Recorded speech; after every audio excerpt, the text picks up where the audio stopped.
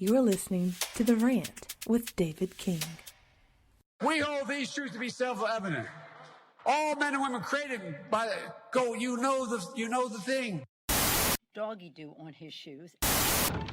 Billy's dad is a fudge packer. Millions, as you witnessed, who are scared right now. What do you say to Americans who are watching you right now who are scared? I say that you're a terrible reporter. That's what I say. Go ahead. I've been saying it. I've been saying it for 10 damn years. Ain't I been saying it, Miguel? Huh? I've been saying it.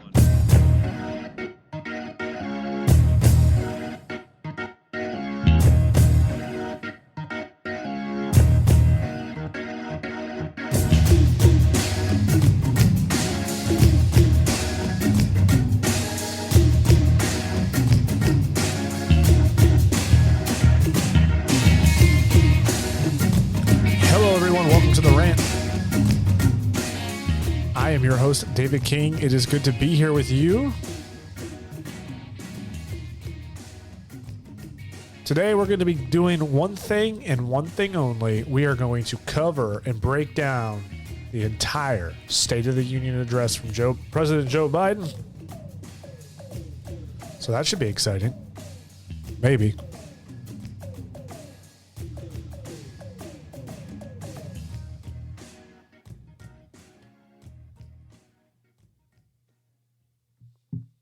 I think we all were wondering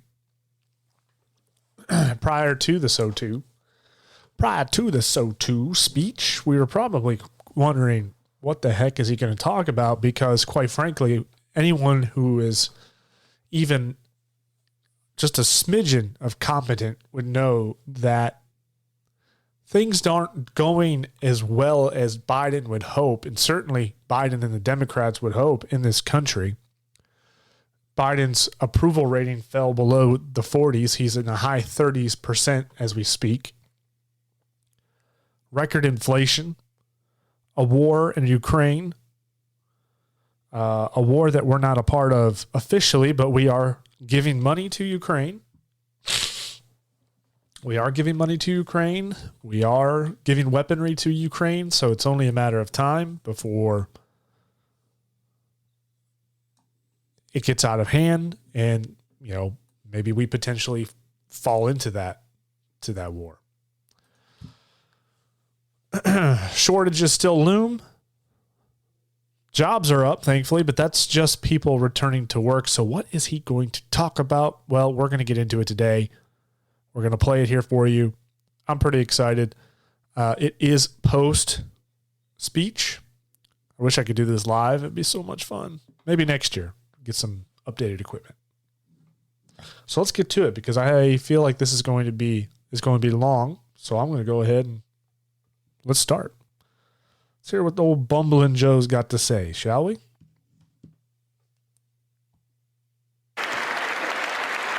So there you go. Clapping's beginning. He's turned around facing the crowd. Let's see how this goes.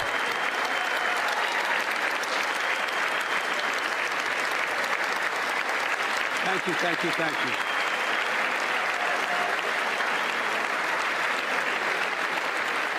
Thank you all very much. Thank you, gentlemen. Thank you.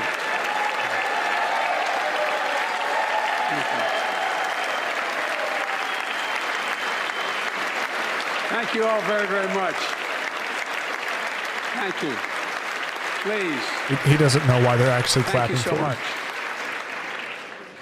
Madam Speaker, Madam Vice President, our First Lady and Second Gentleman, members of Congress and the Cabinet, Justice of the Supreme Court, my fellow Americans. Last year, COVID-19 kept us apart. This year, we're finally together again. Tonight... His choice, by the way. We could have been all together last year. I've been saying it. We could have been back together late 2020, but for whatever reason, we wanted to stay on that COVID-19 train. I don't know. Check the pocketbook of Pfizer. We might see the reason right there. Tonight, we meet as Democrats, Republicans, Independents, but most importantly, as Americans. with a duty to one another, to America, to the American people, to the Constitution, and an unwavering resolve that freedom will always triumph over tyranny. Thank you.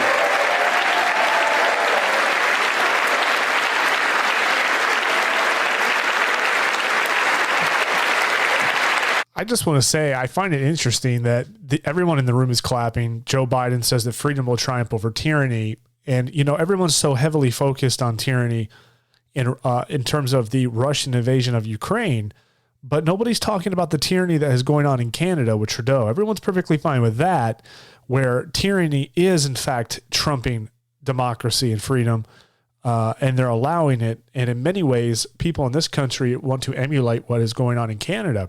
So there's a lot of two-faced and double-sided talk here already. We're not even, you know, a few minutes into his speech, and we're already starting to see it. So this should be very interesting.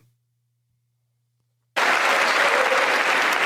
days ago, Russia's Vladimir Putin sought to shake the very foundations of the free world, thinking he could make it bend to his menacing ways. But he badly miscalculated. He thought he could roll into Ukraine and the world would roll over.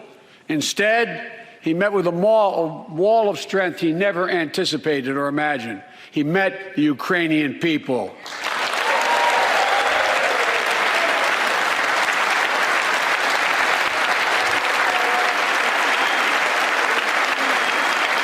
And President Zelensky, I'm not sure that's going to be good enough. Their fearlessness, their courage, their determination literally inspires the world. Groups of citizens blocking tanks with their bodies. Everyone from students to retirees to teachers turned soldiers defending their homeland. And in this struggle, President Zelensky said in his speech to the European Parliament, "Light will win over darkness." The Ukrainian ambassador to the United States is here tonight, sitting with the First Lady. Let each of us, if you're able to stand and send an unmistakable signal to the world of Ukraine. Thank you. Thank you, thank you, thank you.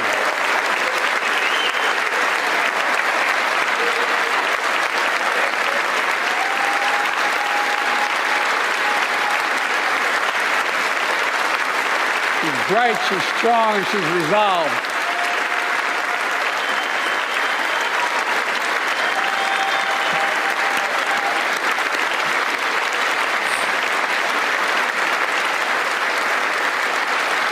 Yes, we, the United States of America, stand with the Ukrainian people. Throughout our history. Well, kind of. So much so that we've given you some money and some weaponry, but that's about as far as it goes. We've learned this lesson.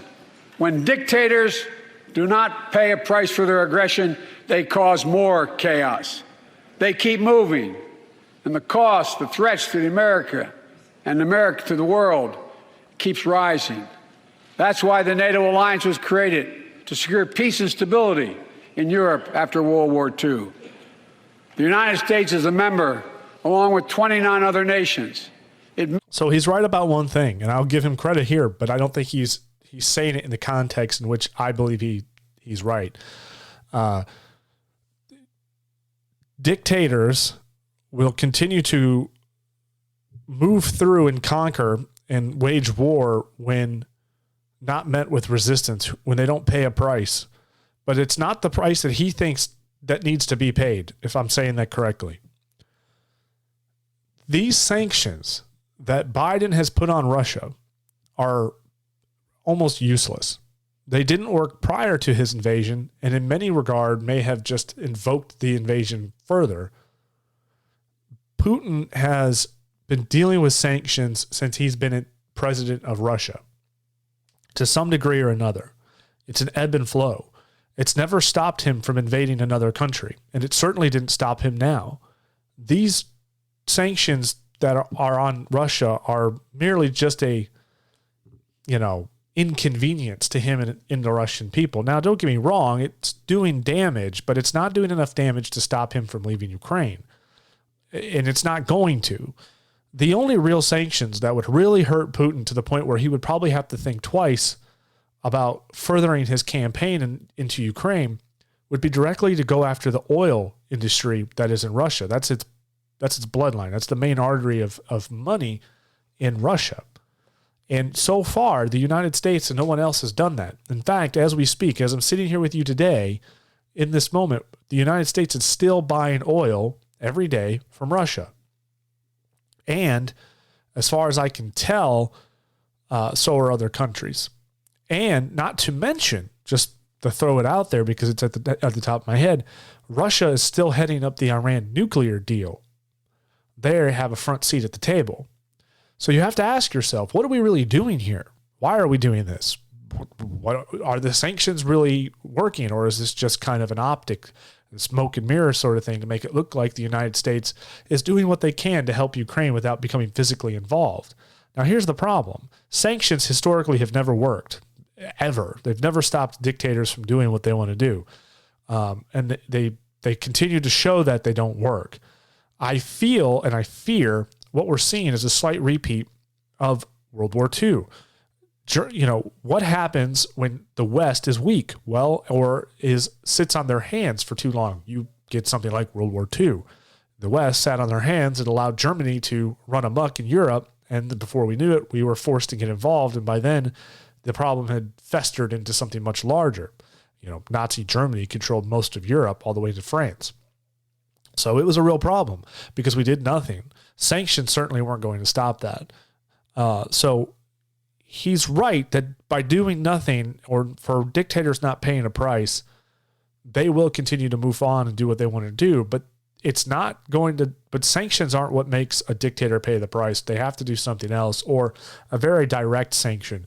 Right now, what they're doing is just not going to work. You know, canceling F1 races and dumping out vodka is not going to stop Putin from his march into Ukraine. And the Ukrainian army, for all their might, and God bless them for what they're doing, they're on borrowed time. And it's only a matter of time, because as Putin is as Biden is giving this speech, there's a 40-mile long convoy of tanks rolling into Kyiv to take it. So Putin's not backing down. The sanctions aren't working. The sanctions that could work have not been implemented, and there's no signs that they will be.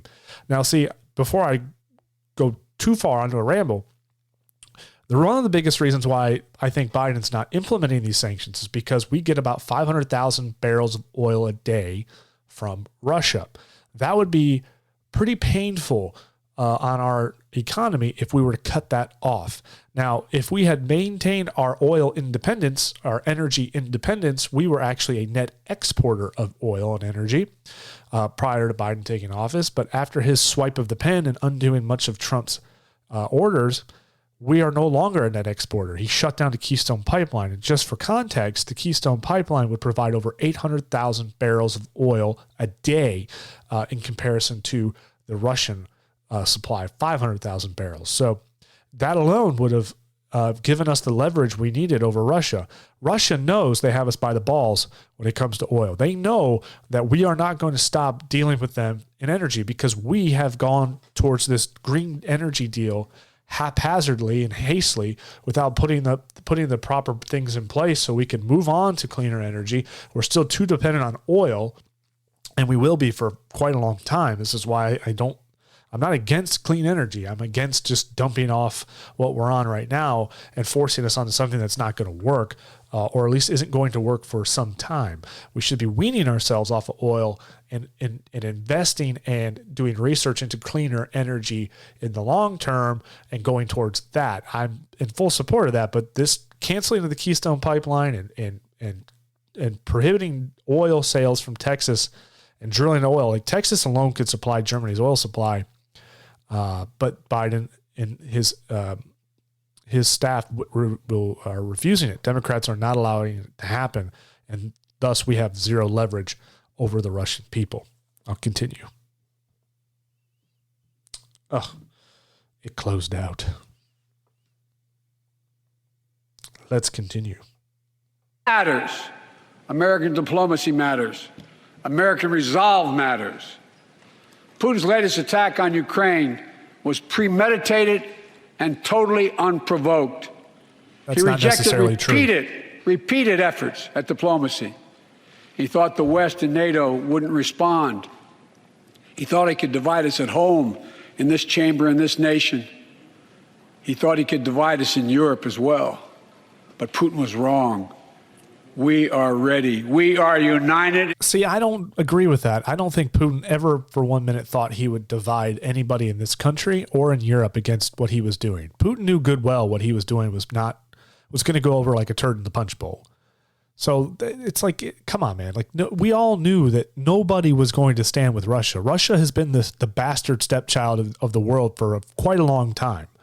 Every time Russia moves, everyone is highly skeptical of what Russia's doing and usually not on their side. So this is not something, in my opinion, that was something that Putin thought he was going to pull a fast one on us. Everyone was going to be divided on it. I think everyone was pretty clear they didn't want him in Ukraine. Sorry. That's what we did. We stayed united. We prepared Not going to save the extensively and Ukrainians. carefully. We spent months building coalitions of other freedom-loving nations in Europe and the Americas, from America to the Asian and African continents, to confront Putin. Like many of you, I spent countless hours unifying our European allies. We shared with the world in advance what we knew Putin was planning and precisely how we would try to falsify Including China. and justify his aggression. We countered Russia's lies with the truth. And now that he's acted, the free world is holding him accountable. So you did all of that. I mean, which is he didn't do anything. I mean, let's face it. He didn't have to unify Europe against this. Europe didn't want this. Europe does not like the idea of Russia marching down through Ukraine and getting closer to NATO countries. Now, do I think Russia is going to continue past Ukraine? Eventually, in the coming years, he probably will. I don't think he's going to do it right now. And the reason why I think that is because it's just what he's done. He attacked Georgia. He attacked another country under Obama. I can't think of it off the top of my head. But he has made his march, but he does it very carefully and over a long period of time. I don't think he wants to take on NATO. I know he knows that that's almost probably suicidal for him, and his army can't handle it.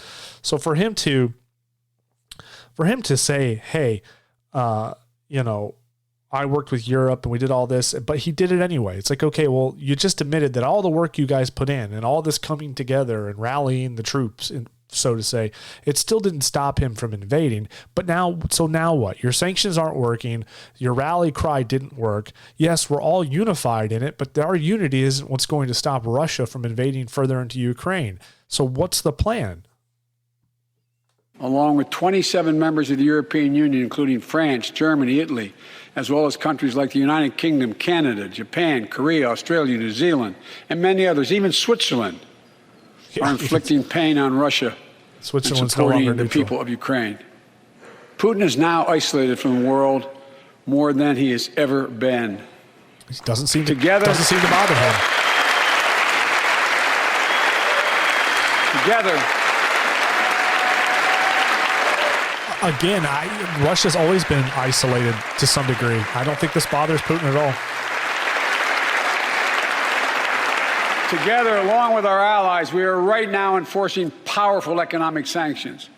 We're cutting off Russia's largest banks from the international financial system, preventing Russia's central bank from defending the Russian ruble, making Putin's $630 billion war fund worthless. We're choking Russia's access.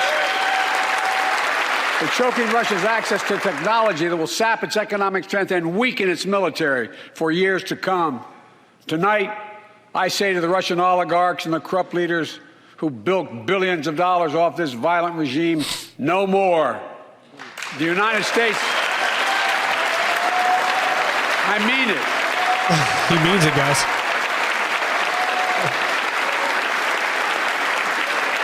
The United States Department of Justice is assembling a dedicated task force to go after the crimes of the Russian oligarchs. We're joining with European allies to find and seize their yachts, their luxury apartments, their private jets. We're coming for your ill-begotten gains. And tonight, I'm announcing that we will join our allies in closing off American airspace to all Russian flights, further isolating Russia and adding additional squeeze on their economy. It's not going to do it. It's not going to do it. It hasn't worked so far. That's not going to do anything.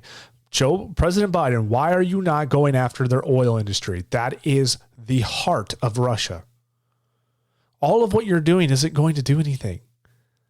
These people are resilient. Russia is used to doing more with less. They are used to sanctions. They are used to losing and gaining and playing the long game.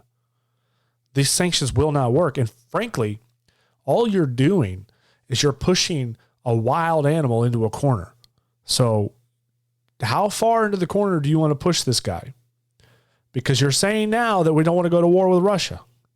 But the more sanctions you put on him, and the more you clench that throat, your wrists around his throat eventually, and you put him into that corner, he might bite back. So we have to be very calculated here. How much is Ukraine worth to us? You know, I'm not trying to talk out of both sides of my mouth by any means. We have to be calculated here and think about it. In my opinion, I don't believe at any point in American history have sanctions worked. And in fact, I think sanctions have done more to cause war and create problems than they are to help. And I think we're going to witness that again here right now. He has no idea what's coming. The ruble has already lost 30% of its value.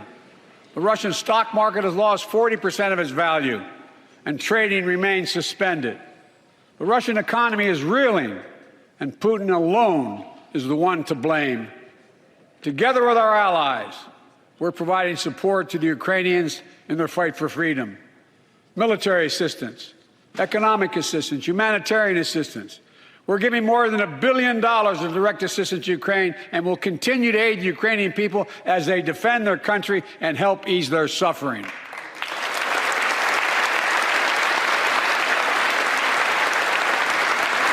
The ambassador of Ukraine does not look too amused. But let me be clear. Our forces are not engaged and will not engage in the conflict with Russian forces in Ukraine. Our forces are not going to Europe to fight Ukraine, but to defend our NATO allies in the event that Putin decides to keep moving west. For that purpose, we have mobilized American ground forces. Then Ukraine is lost. It's just that simple. If no one in the surrounding countries wants to assist Ukraine militarily, Ukraine is as good as gone. I don't care how many weapons you dump into that area or how much money you give Ukraine. What you're essentially doing is you're funding the future Russian state of Ukraine. Because right now they don't have the manpower to go up against Putin. The time to have given Ukraine weapons and money would have been 6 days, 7 to 10 days ago prior to Putin invading. So Ukrainians could have been prepared. They're handing out rifles to average citizens in the street so they can defend their land, which, by the way, a little shout out to 2A. What do you need the Second Amendment? Oh, I don't know. What if somebody ever decided to invade this country? Then one of the reasons why a lot of people would not invade this country, which, by the way, the Japanese leader of Japan during World War II said that they did not invade the homeland because they knew there would be a person with a rifle behind every blade of grass, because everybody in this country, the large majority of them, own firearms. So shout out to 2A. The time to have given them this military support would have been long before the invasion. They are on the doorstep of the capital of Ukraine. There's not going to be a whole lot you can do. Their numbers are dwindling. And if you're telling, and here's the thing, I don't believe we should put boots on the ground there, and I don't believe we should become involved. It's one of the reasons why I do not like closing off the airspace or making no-fly zones, because no-fly zones become a bit controversial, a bit iffy, because if, in fact, a Russian MiG flies into that no-fly zone, and if we're enforcing that no-fly zone, and we shoot that MiG down, well, all bets are off the table. We're at war with Russia. So you got to be careful there.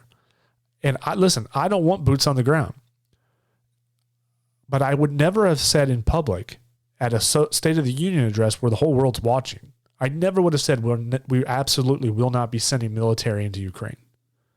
Even though I probably wouldn't, and I'm not going to do it, I would never have announced it because you've now taken that off the table. You've now said, listen, all we're going to do is sanctions and we're going to give him some money. That's fine with Putin because Putin knows it's only a matter of time before he cripples that Ukrainian army and he takes it. Now, if you said,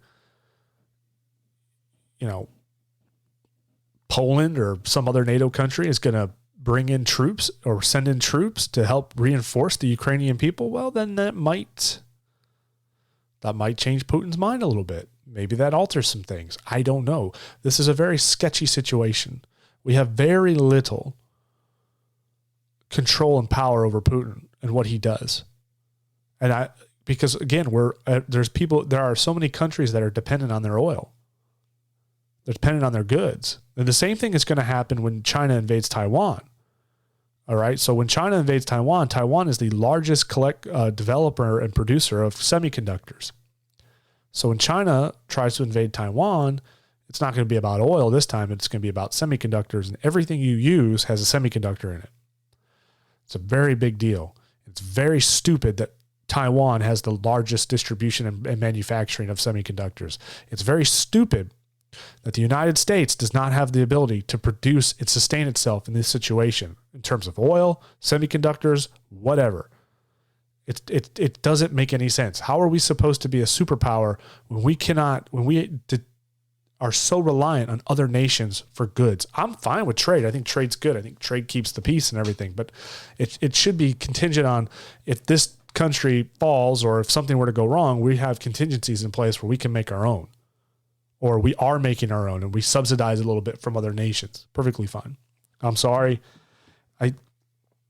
Him announcing no troops on the ground is just, again, showing his hand to the world, especially Putin. That is music to Putin's ears. Air squadrons, ship deployments to protect NATO countries, including Poland, Romania, Latvia, Lithuania, and Estonia. And as I've made crystal clear, the United States and our allies will defend every inch of territory that is NATO territory with the full force of our collective power. Every single inch. That's a backhanded slap to Ukraine. The Ukrainian ambassador's there, and he's saying, hey, look, you're not NATO, so F you, but if anybody comes to NATO, we'll protect them. And we're clear-eyed. The Ukrainians are fighting back with pure courage. But the next few days, weeks, and months will be hard on them. Putin has unleashed violence and chaos. But while he may make gains on the battlefield, he'll pay a continuing high price over the long run.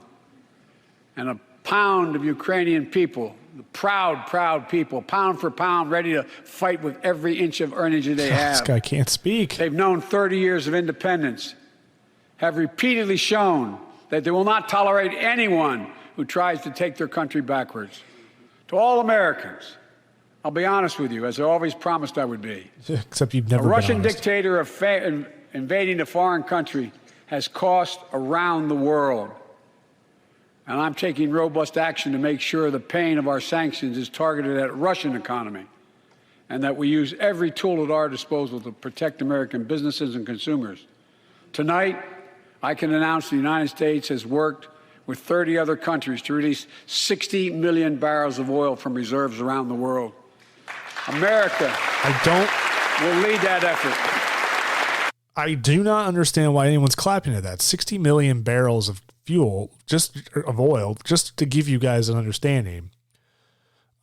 We use 20 million barrels of oil a day in this country. So he's essentially released 3 days worth of oil worldwide. Again, if the Keystone Pipeline was built and we were still drilling and fracking and we were still the net exporter of energy, we would not be in the situation where we all have to go tap into the worldwide reserves. But here we are. Thank you. Releasing 30 million barrels of our own strategic petroleum reserve. 30 million. So basically, and we stand ready to do more if necessary, united with our allies. These steps will help blunt gas prices here at home. But I know news about what's happening can seem alarming to all Americans. Fun fact, as he is giving this speech, the price per barrel went up to $110 or $100 a barrel. It exceeded over $100 a barrel. And I noticed that when the gas pump went from $3.49 to $3.59. So it went from 90 to well over $100 a barrel now. As he is giving this speech, folks, literally oil prices went up. And so we have to ask ourselves, how bad is that really going to get? And again, this is all his fault. This isn't something that he inherited from another administration. The previous administration had us energy independent, had us with lower gas prices, net exporter of fuel, energy. Now we're not, because of him and his policies, because of the Democrat policies. This is their fault. This is their crow. They need to eat it. It's the bed they made. They need to sleep in it. It's their fault. This isn't political banter or pointing fingers. This is legitimately all on them, including the Russians' attack. But I want you to know, we're going to be okay. We're going to be We're going to be okay. When the history of this era is written, Putin's war in Ukraine will have left Russia weaker and the rest of the world stronger. When it's written, it's going to show you as a babbling buffoon idiot who is incompetent and not capable of being the president of the United States. Well, yes, let's all clap. While it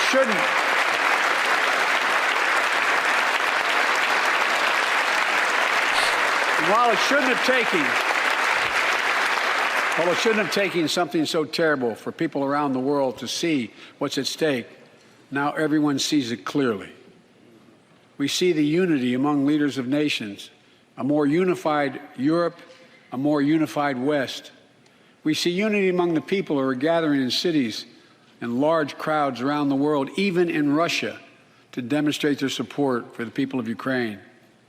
In the battle between democracy and autocracies, democracies are rising to the moment, and the world is clearly choosing the side of peace and security. This is the real test.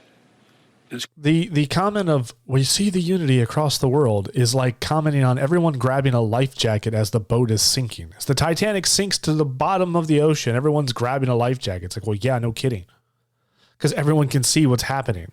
So yes, naturally everyone is unified against Russia invading Ukraine because nobody wants war. I mean, is there anyone out there who's going to be like, yeah, I'm cool with it. Who cares?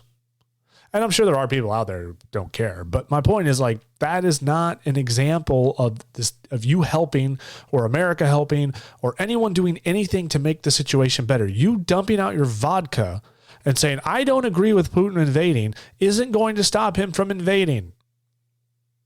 I'm sorry, but this is filler. All right. This is nothing. This is empty speech. That's all we're getting so far. It's empty rhetoric of everyone's unified and the people of Ukraine are fighting so hard and they're so brave, which is true. They are very brave. And so far they've done a pretty good job of fighting against Putin, but they're on borrowed time. And you talking about unity and dumping out vodka and whatever else is not going to save them. Substance is what we want. And you're giving us none of that. Take time. So let us continue to draw inspiration from the iron will of the Ukrainian people. To our fellow Ukrainian Americans who forged the deep bond that connects our two nations, we stand with you. There's no bond between us and Ukraine. Putin may circle Kyiv with tanks and take it over and kill the leader. And souls of the Iranian people. He'll never extinguish their love of freedom, and he will never weaken the resolve of the free world. Kamala bit her lip and just looked so uncomfortable when he called the Ukrainian people the Iranian people. Oh, I wish you guys could see her look on her face. It is a look of like, where am I and why am I here? Oh my gosh. And by the way, Pelosi, she looks just drunk.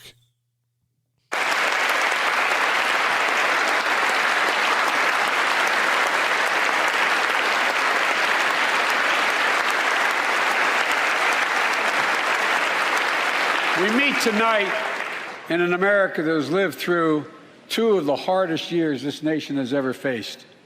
The pandemic has been punishing.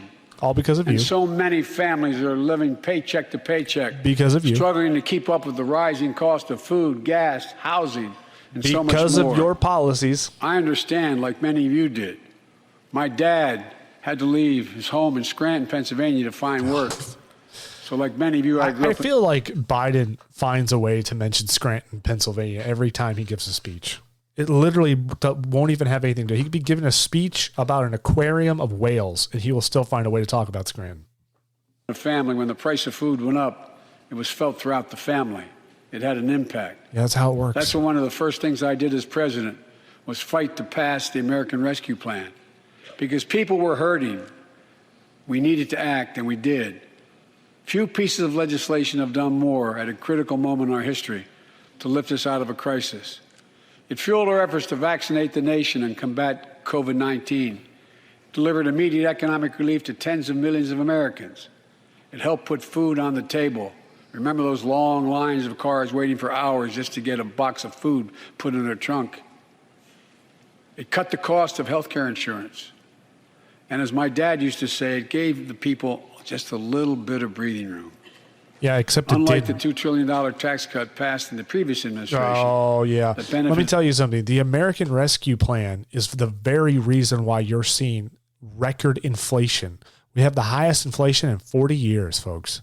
It's through the roof. It's why everything's up. It's why you can't afford things that you used to be able to afford. It's why gas prices have gone up. It's why meat costs more, groceries cost more, tiles, concrete, wood, you name it. Inflation has gone through the roof. Now, shortages too are part of that as well. But nonetheless, the American Rescue Plan is the very reason why we're dealing with the inflation, because there was a sudden influx of federal cash in a very slowly rebounding economy that contributed to the inflation and rising prices that are plaguing us right now. That is the thing. He won't mention that to you. You can see the chattering of teeth and the grinning and the biting of the lips and the mashing on the Republican side, because they know that the American Rescue Plan is part and parcel for why we're dealing with this now. And so for him to say that it's just a lie. It's another lie. That's what he does. He lies a lot. And he's about to mention Trump's tax cuts. So let's see what he has to say about that. Top 1% of Americans. The American Rescue Plan. The American Rescue Plan helped working people and left no one behind. It did not help working people. The reason why your hamburger costs more, the reason why when you go to the grocery store, the reason why you now lost $300 of purchasing power in your home on average, $300 a month is what you just lost this year. You now no longer have $300 worth of purchasing power in your home is because of the American Rescue Plan, among other things like the COVID shutdowns as well. But that inflation is where that's part of where that inflation came from. So he's lying right there to your face. And he's now blaming the Trump tax cuts, which only helped the 1%, which is a complete and utter lie. And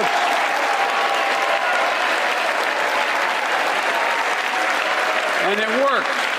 No, it didn't. It's a lie, and all the Democrats clap as he lied.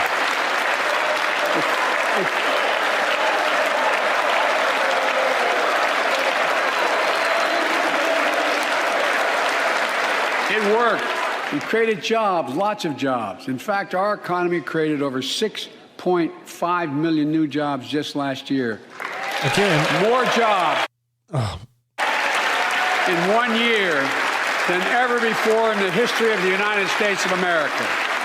Again, the economy grew at there's a rate a lot of 5. people sitting in the crowd right now. That's a very minority of Democrats clapping for that, because anyone with half a brain knows that when you shut an economy down and people get furloughed and lose their jobs, and then you reopen that economy, you're going to have record people going back to work. So these 6.8 million jobs, there are actually 0% net new jobs. There's no new industry or new jobs. The jobs that are coming that they're referencing to are the jobs that are coming back from people who are laid off, furloughed, or lost their job from COVID-19. So he's using those numbers to try to bolster something that he did. He didn't do nothing. He just reopened the economy. 7 last year, the strongest growth rate in 40 years. Yeah, that's what happens when first you step reopen in the bringing economy. fundamental change to our economy that hasn't worked for working people in this nation for too long. For the past 40 years, we were told that tax break for those at the top and benefits would trickle down and everyone would benefit. And they but have. That trickle-down theory led to a weaker economic growth, Wrong. lower wages, bigger deficits, Lie. and a widening gap between the top and everyone else in nearly a century. Look, Vice President Harris and I ran for office, and I realize we have fundamental disagreements on this, but ran for office with a new economic vision for America. Invest in America, educate Americans, grow the workforce, build the economy from the bottom up and the middle out, not from the top down, because we know.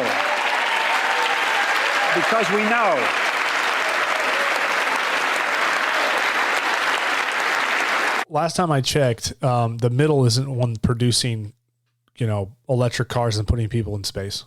The top does. The people who have the money are the ones who invest it and build the economy. The idea that this, if you just don't, they revert back to taxes and taxing the rich. The reality is the trickle-down economics works because someone like Elon Musk, who makes the money that he makes and is able to do the tax deductions that he does, even though he still pays a tremendous amount in taxes. He paid like $19 billion or something like that. They're the ones who create jobs. They're the ones that create industry. They're the ones who create new technology, which then thus creates another industry and another set of new jobs. These are people that benefit the economy. They're the ones who are actually job creators. The government's never created a job ever in their life. They may create government jobs, but those are just taxpayer jobs, and it doesn't really fuel the economy. It just raises your taxes. So I'm all for the middle class. I'm all for the lower class. I'm all for the upper class, but I'm not for government regulation or taxes.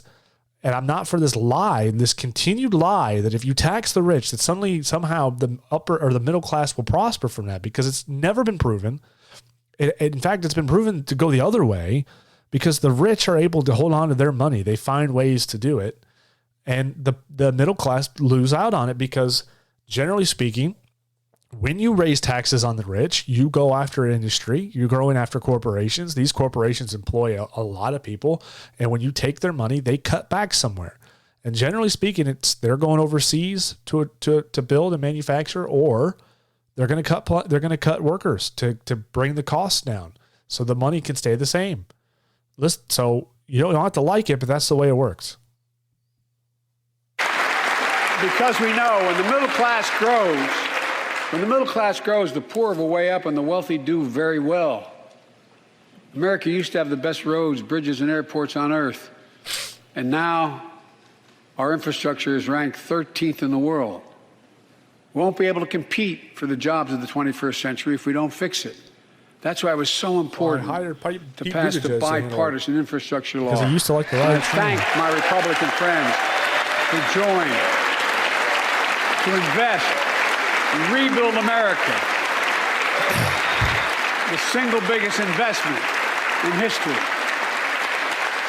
It was a bipartisan effort, and I want to thank the members of both parties who worked to make it happen. We're done talking about infrastructure weeks. We're now talking about an infrastructure decade. And look, I'm fine with that. It's going to transform America, to put us on a path to win the economic competition of the 21st century that we face with the rest of the world, particularly China. I've told Xi Jinping it's never been a good bet to bet against the American people. We'll create good jobs for millions of Americans, modernizing roads, airports, ports, waterways, all across America. And we'll do it to withstand the devastating effects of climate change and promote environmental justice. Yeah, right. We'll build a national network of 500,000 electric vehicle charging stations. What's going to power those? Begin to replace the poisonous lead pipes so every child, every American has clean water to drink at home and at school. We're going to provide affordable, high-speed internet for every American, rural, suburban, urban, and tribal communities. 4,000 projects have already been announced. Many of you have announced them in your districts. And tonight, I'm announcing that this year, we will start fixing over 65,000 miles of highway and 1,500 bridges in disrepair. Folks,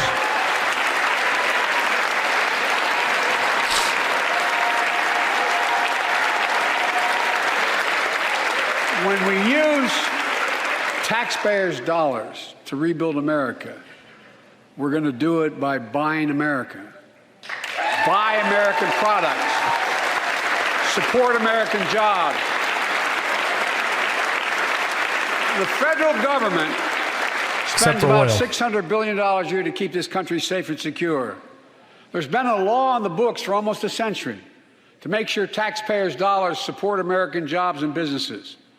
Every administration, Democrat and Republican, says they'll do it, but we're actually doing it. We'll buy America to make sure everything from the deck of an aircraft carrier to the steel on highway guardrails is made in America from beginning to end. All of it. All of it.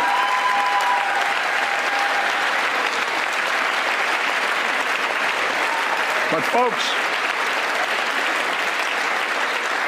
to compete for the jobs of the future, we also need a level playing field with China and other competitors. That's why it's so important to pass the Bipartisan Innovation Act sitting in Congress that will make record investments in emerging technologies and American manufacturing. We used to invest almost 2% of our GDP in research and development. We don't now. China is. Let me give you one example why it's so important to pass. If you travel 20 miles east of Columbus, Ohio, you'll find 1,000 empty acres of land. It won't look like much, but if you stop and look closely, you'll see a field of dreams. You'll notice that you're in a shithole state called Ohio. The ground on which America's future will be built. That's where Intel, the American company that helped build Silicon Valley, is going to build a $20 billion semiconductor megasite, up to 8 state-of-the-art factories in one place, 10,000 new jobs. And in those factories, the average job about $135,000 a year. Some of the most sophisticated manufacturing in the world to make computer chips the size of a fingertip, that power the world in everyday lives, from smartphones, technology, the internet, technology is yet to be invented. Yep. But that's just the beginning. Intel CEO Pat Gelsinger, who is here tonight. I don't know where Pat is. Pat, there you go, Pat. Stand up. I showed up here. Hi, everybody. Pat. I love it. ABC News says Patrick. Pat came to see me, and he Gelsinger. told me they're ready to increase their investment from $20 billion to $100 billion. That would be the biggest investment in manufacturing in American history. And all they're waiting for is for you to pass this bill. Oh, yeah. So let's all not you're wait any waiting longer. for, all Intel is waiting for in order to invest in building superconductors in Ohio is for you to pass the legislation. Well, what's in the legislation, Joe Biden? And why is Intel so dependent on that piece of legislation for them to build? Of course, we don't know. And I'm sure it's going to be one of those things where they say, well, you know, we have to just pass the bill to see what's inside of it. But alas, we'll wait to see. But that does raise a few red flags for me. Send it to my desk. I'll sign it. I'm sure you and would. We'll really take off in Is a that big how way. is that how your son makes his money now that you're out of this whole Ukraine deal?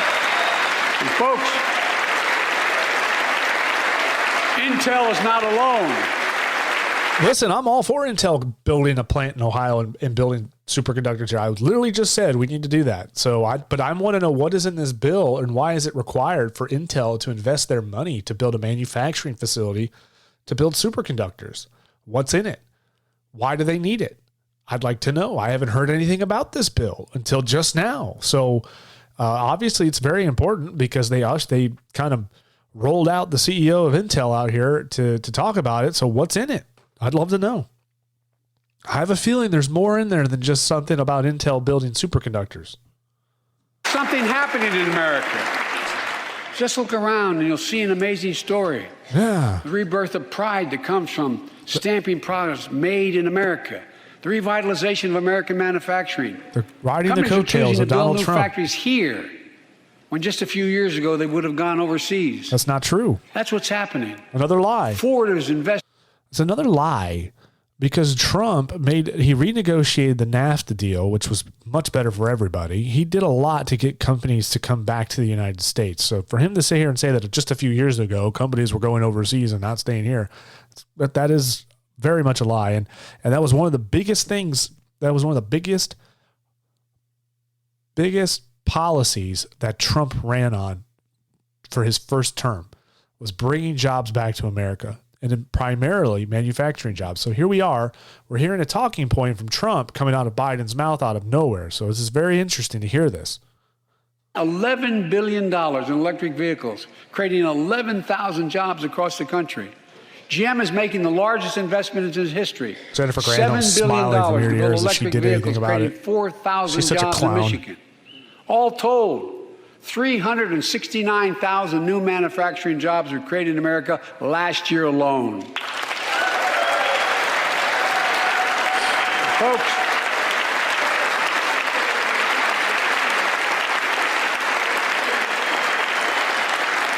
powered by people I've met like JoJo Burgess from generations of union steelworkers in Pittsburgh, who's here with us tonight. Where are you, JoJo? There you go. Thanks, buddy.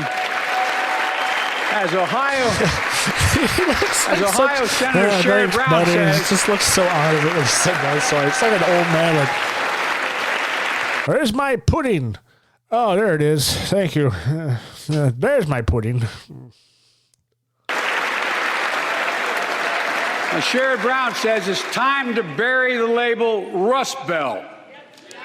It's time to see the what used to be called the Rust Belt become the home of a significant resurgence of manufacturing. And with all the bright spots. Oh, boy. That's never good. In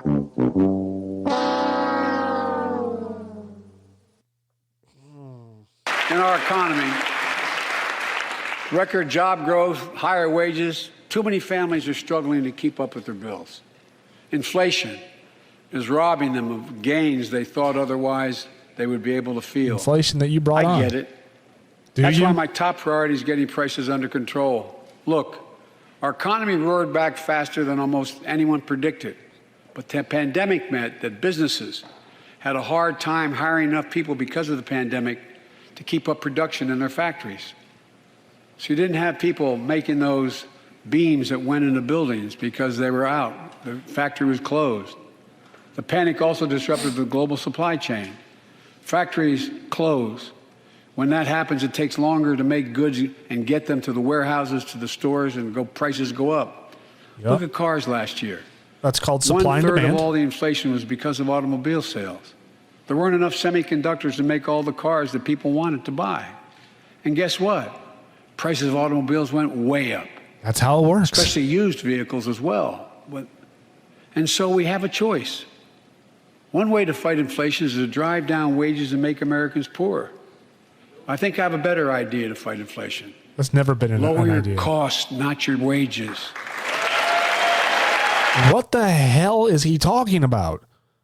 First and foremost, I don't know if any of you have looked at a sign lately. One, everyone's hiring. Two, places that were paying minimum wage are now offering $10 to $12 an hour, somewhere upwards of $15 an hour. Wages have gone up.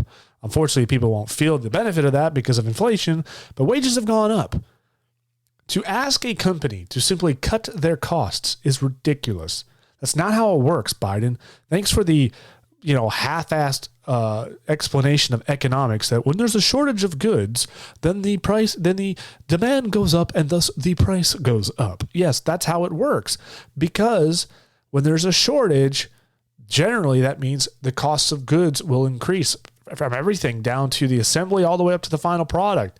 It's just how it works. For a company to just lower their costs because you want them to doesn't work that way. Now, I believe if they're price gouging, that's one thing. That's a horrible thing to do, and it should be. And I believe that's actually already illegal. But the fact of the matter is that if Ford cannot produce the same amount of vehicles and sell the same amount of vehicles that they need to be sustainable, to keep their factories open, then prices have to go up. It's the same thing with me. I am a general contractor. My prices have gone through the roof because my material costs have gone through the roof. In order for me to maintain and make anywhere near what I was making before, or even try to be close to that, I have to adjust my prices. It's now getting to the point, and if any of my contractor buddies are out there listening, it's now getting to the point, and they will agree with this, that we are now having to decide, what do we want to do? Are we going to continue to raise our prices, or are we going to take a hit in the pocketbook? And I'm sorry, but there's far too much risk, far too much energy, far too much back-breaking work that goes into doing a renovation for me to cut the costs out of my pocket. So it's not a good situation. And simply just saying, well, just lower your costs tells you that Joe Biden, the president of the United States, has no idea how economics works, has no idea how business works, how you price product up. You don't just listen. You may not understand how a business works. Let me give you a little rundown. This is how you figure your cost. This is how you figure out how you want to sell an item. First, you have to figure out how much does it cost you to make the item. Okay. Part of that cost includes material, overhead, like bills. If you have a manufacturing facility, you have to pay for electricity, water, the machines to run, the maintenance on those machines. All that stuff is factored into that product. Then you have to pay somebody. What's the labor costs involved in making that product? And then you have to figure out how much your time is worth. What is the market willing to pay you in terms of your worth? You have the costs associated with it. This light bulb costs me 50 cents to manufacture. I believe that I'm worth 65 cents on the light bulb or 50 cents on the light bulb. So I sell my light bulb for $1, right? Because you got to pay for your costs, but then you also have to make money. Now I understand that there are people who will hyperinflate, but the reality is that there's a market value there. And just simply cutting your cost is just not the way it works.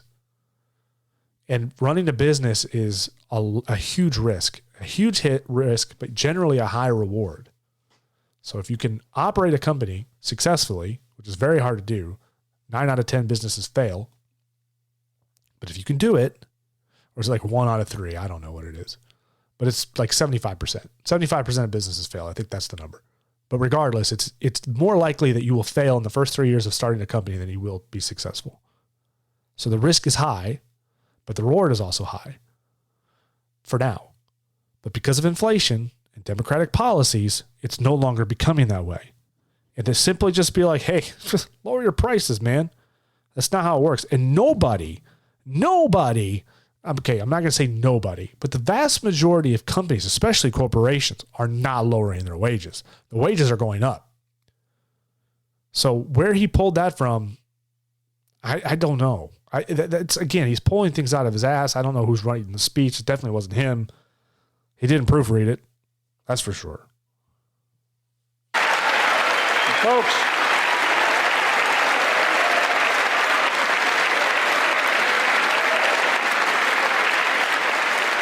that means make more cars and semiconductors in America. That takes more money. Infrastructure and innovation in America. I agree. More goods moving faster and cheaper in America. I agree. More jobs where you can earn a good living in America. I agree. Instead of relying on foreign supply chains, let's make it in America. Fantastic. Let's start drilling oil again. Fantastic. Open up the Keystone Pipeline right now. Allow Texas to sell oil to Germany right now. Let them start drilling. Let them start fracking. Do it right now.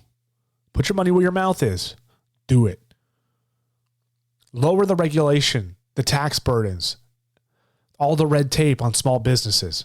Do it. Do it right now. You can. Give tax incentives to Ford and GM to build their own semiconductor plants, or Intel. If that's what the bill is that they want passed. I mean, again, we don't know what's in that bill, but for some reason, Intel sure needs it to be passed for them to invest in this country. Do it. Economists.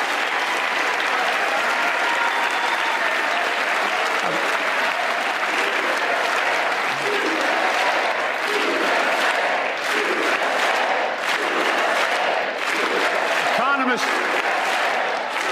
call this increasing the productive capacity of our economy. I call it building a better America. Or make America great again. I got it from some guy with orange hair. Will lower your costs and lower the deficit. 17 Nobel laureates in economics said my plan will ease long-term inflationary pressures. Top business leaders, and I believe most Americans support the plan. And here's the plan. First, cut the cost of prescription drugs. Trump tried to do that. We pay more. You canceled that bill. For the same drug produced by the same company in America than any other country in the world. Just look at insulin. 1 in 10 Americans has diabetes. In Virginia, I met a 13-year-old boy, the handsome young man. Hey, we've had a lot of talks on this show, everybody, haven't we? We've talked about health and diet. We know why 1 out of 10 Americans have diabetes, and we also know why high blood pressure and heart disease is the #1 killer of Americans. So we know what the reason is for all that, don't we? Standing up there, Joshua Davis. He and his dad both have type 1 diabetes, which means they need insulin every single day. Insulin costs about $10 a vial to make. That's what it costs the pharmaceutical company. But drug companies charge families like Joshua and his dad up to 30 times that amount. I spoke with Joshua's mom.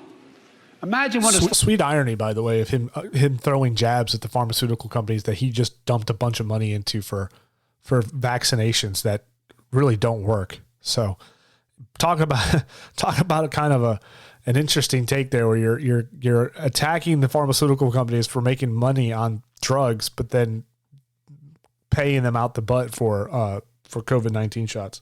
And for the record, just so everybody understands,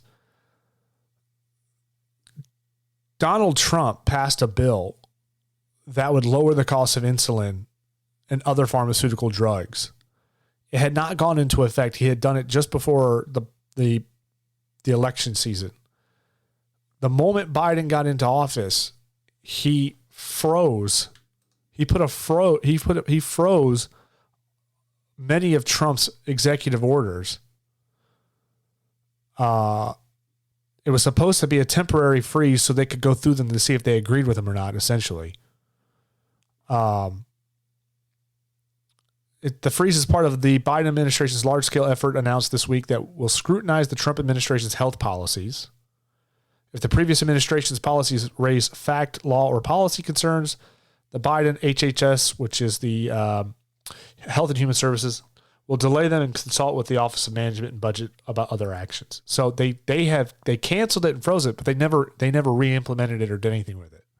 So it's interesting to hear Joe Biden sit here and say and preach about how we have to lower insulin costs. Again, now he's cherry picking talking points and things to talk about because he has nothing good to talk about. The infrastructure in this country is bad. He touched on that. That's good.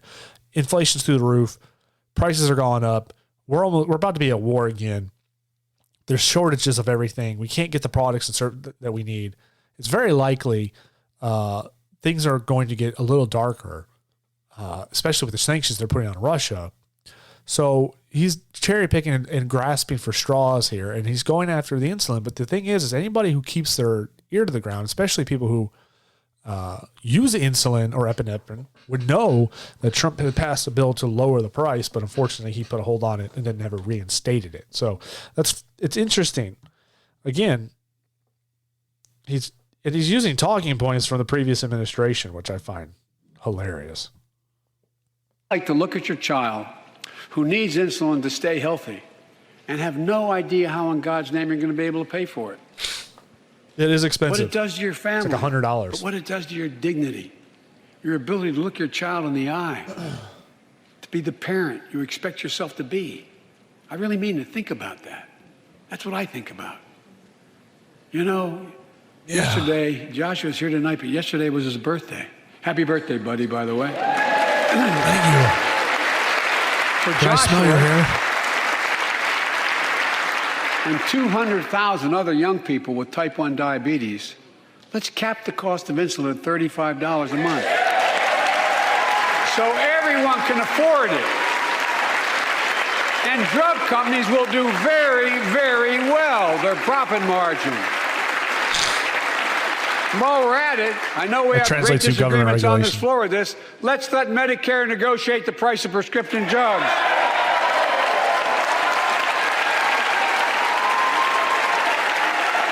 They already set the price for VA drugs.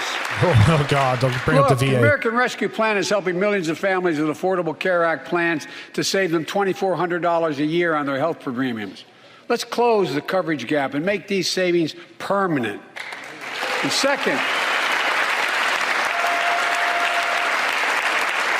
let's cut energy costs for families, an average of $500 a year by combating climate change. Let's provide an investment tax credits to weatherize your home They or already your do business, to be energy efficient and get a tax credit for it. You already do. Double America's clean energy production in solar, wind, and so much more. We already do that. So many states have their own tax rebates. Some of the energy companies give you a tax rebate that buy power back from you. The problem is that wind and solar is so expensive to have it installed. It's not practical for most homeowners. What they need to do is they need to figure out some sort of code enforcement or some sort of new regulation where homes are more sustainable. We are building homes in this country, folks. I'm a builder. I understand what I'm talking about here. Well, we are basically building homes the same way we did 15, 60, and 80 years ago. We have not really upgraded the technology. And there are things that we can do that build a much more efficient, cleaner, and better home. That's not something that you're going to want to get out of within 8 to 10 years. And it's not just going to fall apart. We build homes in this country to just be basically throwaway homes. It's a very strange model. They do not do this in Europe. In Europe, when they build houses in Europe, they're built to last hundreds of years, and there are strict codes involved around it. Now, I understand that I know I preach all the time that we should deregulate, but I think it's time we update our building codes a little bit. I think there is some leeway there. I don't think it's going to cost the builder anything more. The problem is here, the issue I have is home prices have gone up. Again, this is supply and demand. The supply of homes is low, the demand of homes is high, so the prices have gone through the roof, which is unfortunate because I think houses are being sold for way more than they're really worth. It's hard to justify changing some things, but we really need to look at it. I don't know what the answer to that really is, and I don't know how that would affect the pocketbook of Americans. But we don't even build houses much different than we did 50 to 100 years ago. And so yet here we are talking about, reducing energy costs for Americans. Well, the best thing you could do to reduce energy costs for Americans up front is, first of all, become energy independent, start fracking again and have oil supplies because that's what we run off of right now. How about we build some nuclear power plants instead of freaking out and say, no nukes, no nukes. It's like, it's not the same thing. We don't want to have an honest and real conversation about affordable energy in this country. We just want to talk about wind and solar because that's who's paying and filling the pocketbooks of these politicians, hands down.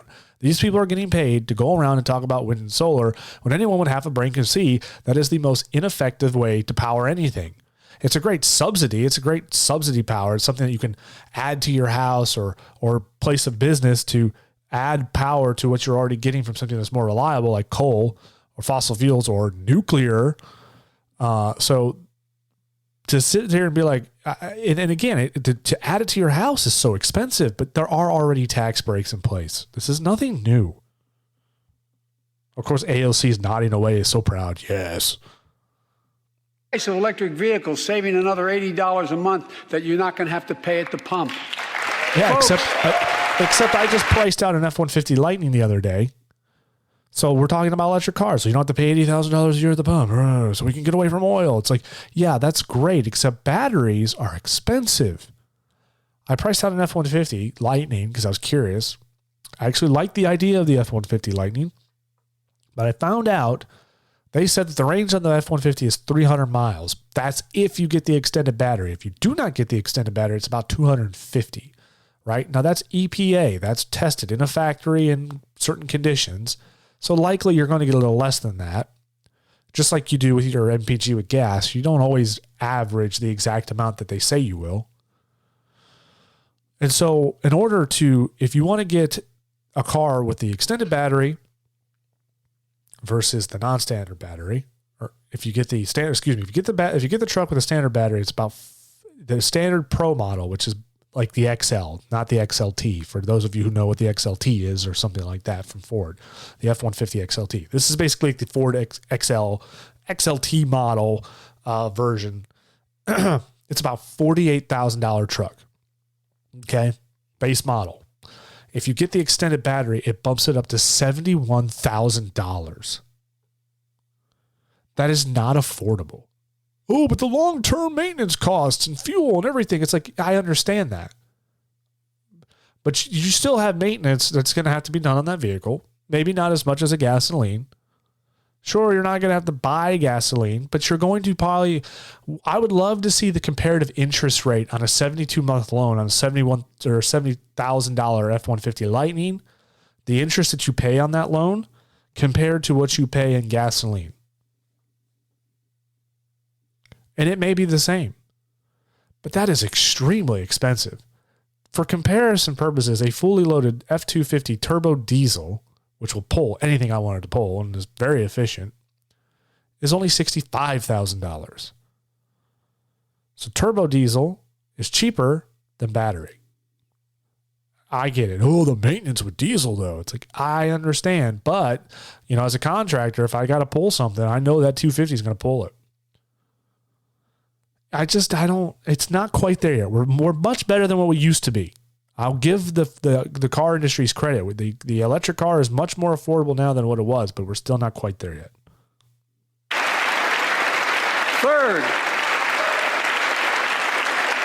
The third thing we can do to change the standard of living for hardworking folks is cut the cost of child care. Cut the cost of child care. Who's paying for that? Taxpayers? So you're not helping anybody. If you live in a major city in America, you pay up to $14,000 a year for child care per child. Okay.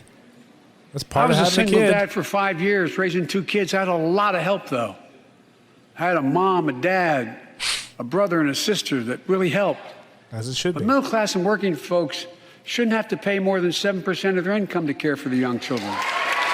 My plan is to tax you and then use that for something else. Of child care in half for most families. And help parents, including millions of women who left the workforce during the pandemic because they couldn't afford child care, to be able to get back to work, generating economic growth. But my plan doesn't stop there. It also includes home and long-term care, more affordable housing, pre-K for 3- and 4-year-olds. Affordable housing. All these will lower Section 8 costs for families. And under my plan, nobody, let me say this again, nobody earning less than $400,000 a year will pay an additional penny in new taxes. Not a single penny. Can't say that. Can't say that. And in fact, under a Washington Post, it posted a rapid article on that because he had mentioned this before. That it's very likely that people who make less than $400,000 a year will be impacted by that policy. And for the record, folks, whenever the federal government, it's not just a Biden thing, but whenever the federal government says we need to lower the cost of something for other people, especially things like health care, child care, maternity, all that translates to what that really means is we're going to raise your taxes to pay for this. So you're paying for it. So the family who doesn't have a child, their taxes are going to go up to pay for your child. I don't think, I get it. 7% of your daily revenue to pay for child care is expensive. Or it may seem high, but 7% is really I'd love to see that on a budget. First and foremost, on average, 7% of someone's income is spent on child care. Well, children are expensive. It's one of the reasons why people aren't having kids as much as they used to. And I hate to say this because I'm a little old fashioned, but I think there's some merit to a woman who stays home to raise her children versus going back to work. And I think there's something psychologically beneficial to the children who have a mother at home who raises them while the father's out working. Period. The reality of it is that this idea that the burden of childcare doesn't fall on most traditional families. The burden of childcare is falling on the single parent homes. And we have an overwhelming amount of single parent homes in this country. And I don't know what the answer to that is. And I can tell you right now, the federal government does not have the answer to that. Let's continue.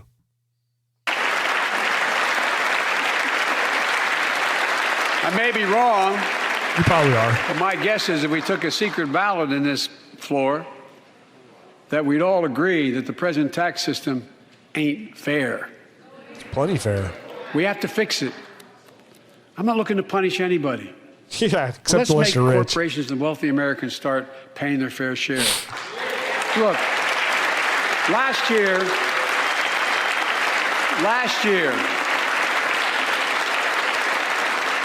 and like Chris Coons and Tom Carper and my distinguished Congresswoman, we come from the land of corporate America. There are more corporations incorporated in America than every other state in America combined. And I still won 36 years in a row. The point is, even they understand they should pay just a fair share. Last year, 55 of the Fortune 500 companies earned $40 billion in profit and paid zero in federal taxes. Now look, it's not fair. That's why I proposed the 15% minimum tax rate for corporations. We've got, and that's why in the G7 and other meetings overseas we're able to put together, I was able to be somewhat helpful. Again, this talking point bothers me more than anything, I think, and that's this whole let's pay your fair share. Because if you look at the numbers, the 1% of America paid more than the 99% in taxes, and it's not even close. Elon Musk is slated to pay $11 billion in taxes this year. $11 billion in taxes. So this whole idea of paying your fair share, the reality is if you make $30,000 or less, you're probably paying very little to nothing in taxes. And that includes state, local, and federal. The companies that he is referring to that didn't pay any taxes is just federal taxes. Those companies that he said did not pay any federal taxes, or he said just taxes in general, but it's just federal tax. They still paid state and local tax. Not to mention the amount of money that they invested back into the economy. These companies he's talking about are Amazon and Apple and things like that. So it's such a loser, low hanging fruit talking point. It's a very Marxist talking point. And you can poke so many holes through it. It's like pay your fair share. This is coming from a guy who's evaded taxes. He paid less in taxes than Donald Trump. It's so funny. The media tried to go after Trump on his taxes, and they ended up finding out that a lot of prominent Democrats who were running against Trump at the time of the first election had paid less in taxes than he did. So it just blew up in their face because it's a lie. It's another lie. 130 countries agree on a global minimum tax rate. So companies can't get out of paying their taxes Great at home reset. by shipping jobs and factories overseas. It'll raise billions of dollars. That's why I propose closing loopholes for the very wealthy who pay a lower tax rate than a teacher and a firefighter. So that's my plan, but we have to go more detailed. It just doesn't later. happen. We will grow the economy, lower the cost of families. So what are we waiting for? The tax bracket for the mega wealthy is almost 40%. It's like 36 or 37%. So his idea of taxing the rich,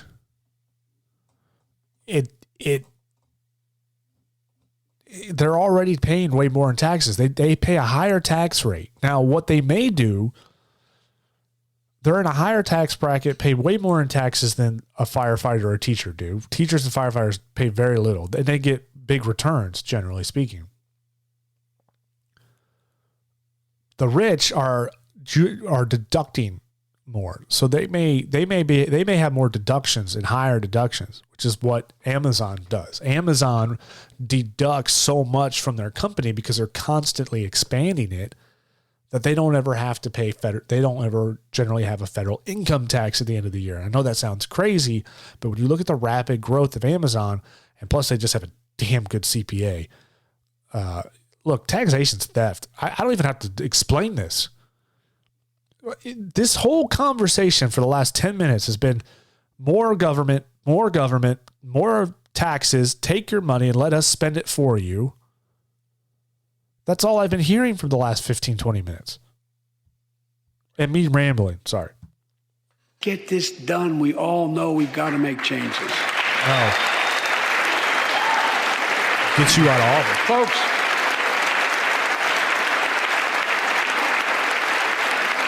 and while you're at it, confirm my nominees for the Federal Reserve, which plays a critical role in fighting inflation.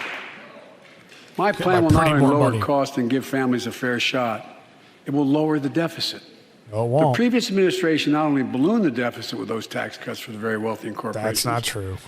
It undermined the watchdogs, the job of those to keep pandemic relief funds being wasted. Remember we had those debates? The truth is that Biden's tax plan would result in a net increase in the deficit, a total of $367 billion over the course of 2022 to 2031, period. Not counting any additional revenue that may be generated by additional funding for tax enforcement. And that's according to the Congressional Budget Office. So already that's a lie. Trump's tax plans did not raise the deficit. Or for that matter, inflation. It's a blatant lie. Trump's tax plans in the beginning of 2018, it marked a significant increase in wage growth.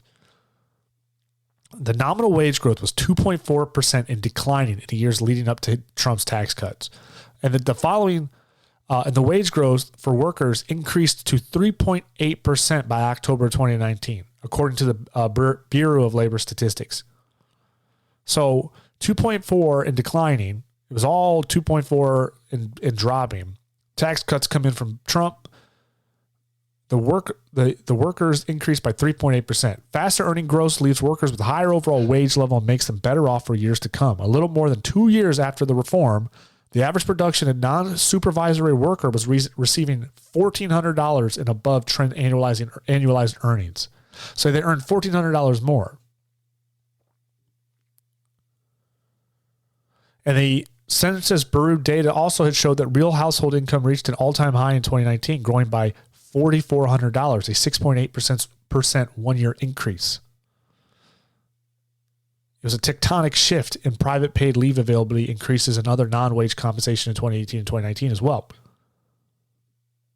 So prior to the COVID lockdowns, the Trump tax plan was benefiting it all. And I can attest that it benefited my wife and I and our small business because it allowed us to file a certain way. It allowed us to file much like a corporation. So we got the benefits of the corporation, but we were not a corporation because we're not big enough to be one. We're LLC. So I am a beneficiary of these tax plans. And I can tell you that our net income was nowhere near, I wish we made $400,000 a year more. We made much less than that. Combined, it's not even close. So the reality is, that is a lie. He's lying again. It's bad. But whether or not those watchdogs should be able to see every day how much money was being spent, where was it going to the right place? In my administration, the watchdogs are back. Oh, hey, the government's back, baby. We're going to watch what you're doing. Stole billions of relief money meant for small business and millions of Americans. Tonight, I'm announcing that the Justice Department will soon name a chief prosecutor for pandemic fraud. I hope he does that. Look. But again, in 2020, they were arresting people for fraud in terms of the pandemic. So again, this isn't really anything new, and I'm not so sure he's actually implementing anything new here or changing anything, because I saw countless articles of people who had abused the PPE program in 2020 when Trump was still in office and were being arrested for it. So I'm not so sure this is anything new.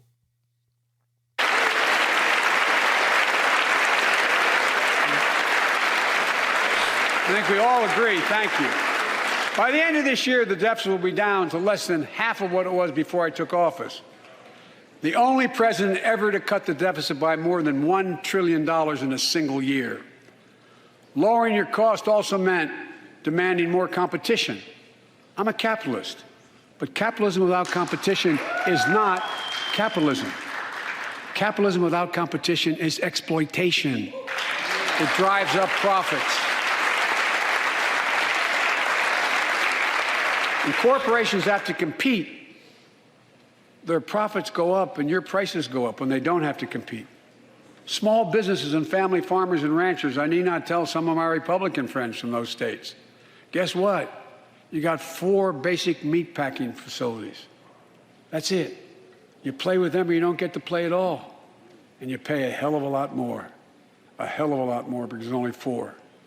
See what's happening with ocean carriers and moving goods in and out of America. During the pandemic, about half a dozen or less foreign-owned companies raised prices by as much as 1,000% and made record profits. Tonight, I'm announcing a crackdown on those companies overcharging American businesses and consumers. And folks, more government regulation. Listen, I understand that the idea that this sounds good. These companies are price gouging. Allegedly, we don't know. We don't know why their prices increase. It needs to be investigated. But to sit there and just be like, look, we're going to crack down on these guys because they raised their prices. You can't do that. And that's concerning. To me, it's just all I'm hearing is the federal government getting bigger and bigger and bigger and tightening their grip over us and increasing regulation on companies and businesses. When you want to grow an economy, the last thing you want to do is talk about increasing regulation. Now, I can understand increasing regulation on external businesses. How you do that, I'm not too sure, but maybe he'll provide some detail to that. and as Wall Street firms take over more nursing homes, quality in those homes has gone down and costs have gone up. That ends on my watch. Medicare is going to set higher standards for nursing homes and make sure your loved ones get the care they deserve and that they inspect and they will look at closely.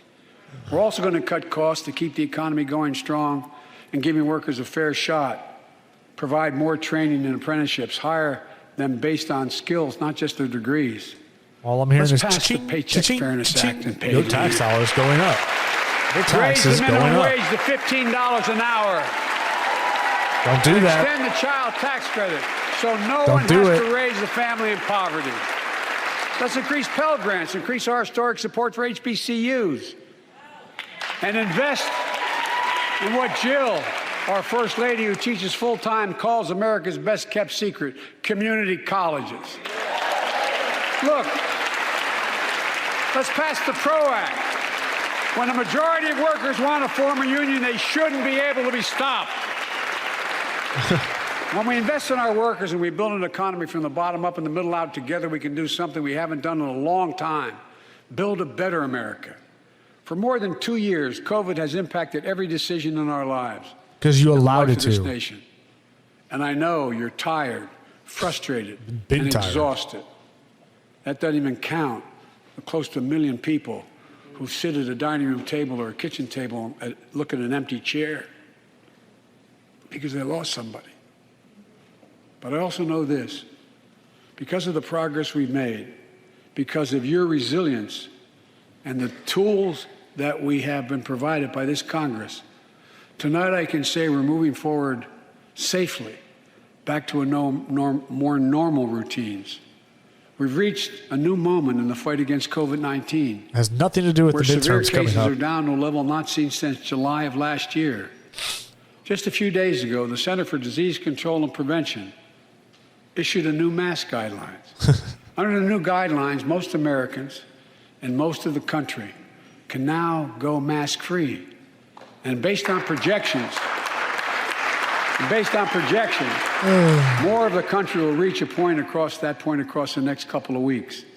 And thanks to the progress we've made in the past year, COVID-19 no longer need control our lives. First and foremost, COVID-19 never controlled our lives. The government controlled your life. The government led a fear, panic, propaganda war machine with COVID-19. I don't really want to stay hard on this because I've pounded my chest and screamed to the sky a million times about COVID-19. Masks have been found to not work. The CDC had actually said this many months ago, and people were blocked for it. The things that Biden is saying right now would have gotten someone kicked off of Facebook. The reality is this is all politics. There's a war now, a great distraction from the COVID-19. the midterms are coming up. It's time to get away from this thing as fast as they can, because it's not a hill they want to die on. And frankly, they've barricaded themselves into that hill. So now they're trying to get out of it. The reality is that the vaccinations did not work to protect people from getting COVID-19. People were still getting COVID even with the vaccinations. It certainly lessened the severity of it. The reality is because of the Omicron variant, we are all now have been infected. We all have the vast majority of Americans have immunity to this virus. They have the antibodies because of the Omicron virus, because the Omicron was so contagious. That's the reason why we can finally start to move away from this thing, because all the vaccinated people got it. I got it. Everyone's gotten Omicron, and we could finally start to move forward. And it seems to be that the next variant and the variant afterwards is likely to be less severe than Omicron. So those are the realities. This has been just, history will not be kind to those who oversaw the COVID-19 pandemic, period. And I don't want to talk anymore about it. It's stupid. I'm glad that he's announced this. I'm really happy that we can finally throw away, that people can finally throw away the masks, because that alone has been the biggest farce in the healthcare industry, period. So I'm glad it's done. Let's move on. But don't pretend for 5 minutes that this isn't just coincidental. It's just happens to be right before the midterms. Well, that's coincidence. Uh-huh. Some are talking about living with COVID-19. But tonight, I say that we never will just accept living with COVID-19. We'll continue to combat the virus as we do other diseases. And because this virus mutates and spreads, we have to stay on guard. And here are 4 common sense steps as we move forward safely, in my view. First, stay protected with vaccines and treatments. We know how incredibly effective vaccines are. If you're vaccinated and boosted, you have the highest degree of protection. We'll never give up on vaccinating more Pfizer Americans. As I slapped them across the face. Now, I know to raise the parents prices with kids of under insulin. 5 are eager to see their vaccines authorized for their children. Scientists are working hard to get that done. We'll be ready with plenty of vaccines if and when they do. Your children do not ready. need that vaccination. We are also ready with antiviral treatments. If you get COVID-19, the Pfizer pill reduces your chances of ending up in the hospital by 90%. I've ordered more pills than anyone in the world has. Pfizer is working overtime to get us 1 million pills this month and more than double that next month. And now we're launching the Test to Treat initiative. So people can get tested at a pharmacy, and if they prove positive, receive the antiviral pills on the spot at no cost. Folks. Oh, and by the way, just to go back to his buying American products is our priority. Biden, that's another lie, because the White House recently defended buying at least $1.3 billion worth of COVID-19 rapid tests from China to disseminate to Americans instead of relying on locally sourced ones. So another huge lie from Joe Biden there. If you're immunocompromised or have some other vulnerability, we have treatments and free high-quality masks. We're leaving no one behind or ignoring anyone's needs as we move forward. On testing, we've made hundreds of millions of tests available, and you can order them for free to your doorstep. And we've already ordered free tests. If you already ordered free tests tonight, I'm announcing you can order another group of tests. Go to covidtest.gov starting next week, and you can get more tests. Second, we must prepare for new variants. Over the past, we've gotten much better at detecting new variants. If necessary, we'll be able to develop new vaccines within 100 days instead of maybe months or years. And if Congress provides the funds we need, we'll have new stockpiles of tests, masks, pills ready if needed. I can't promise a new variant won't come, but I can promise you we'll do everything within our power to be ready if it does. Third,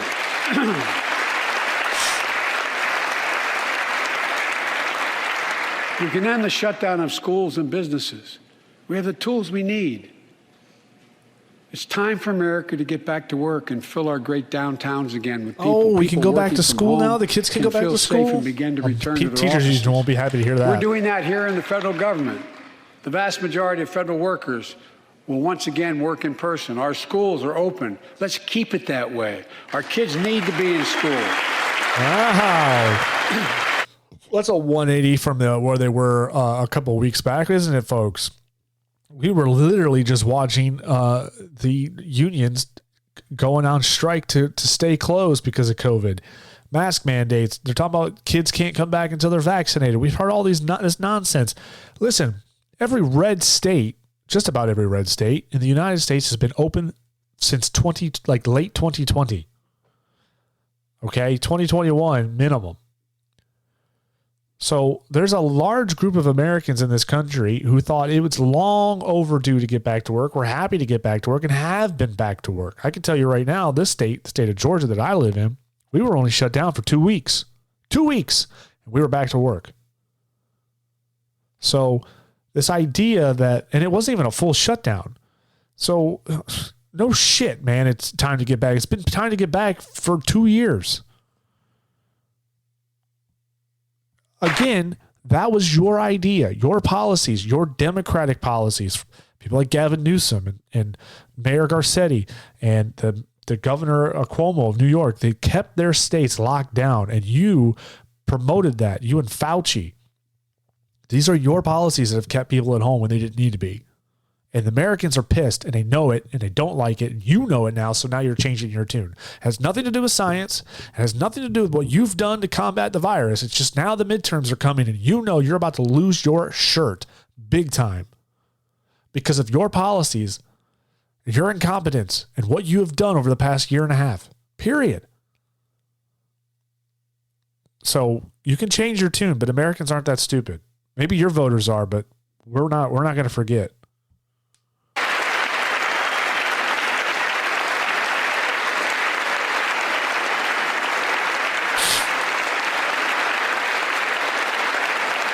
With 75% of adult Americans fully vaccinated and hospitalizations down by 77%, most Americans can remove their masks and stay in the classroom and move forward safely.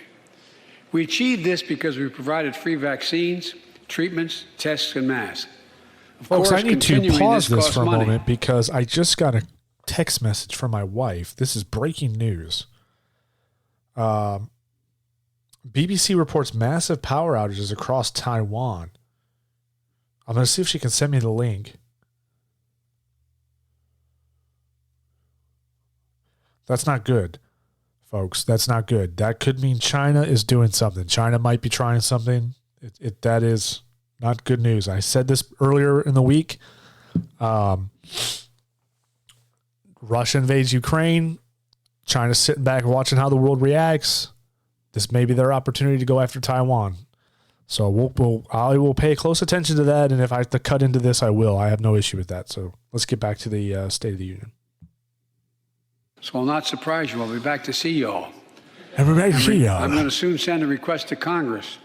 The vast majority of Americans have used these tools and may want again. We may need them again. So I expect Congress, and I hope you'll pass that quickly. Fourth, we'll continue vaccinating the world. We've sent 475 million vaccine doses to 112 countries, more than any. 470 million vaccinations that you paid for as the taxpayer have went directly into the pockets of Big Pharma. Congratulations.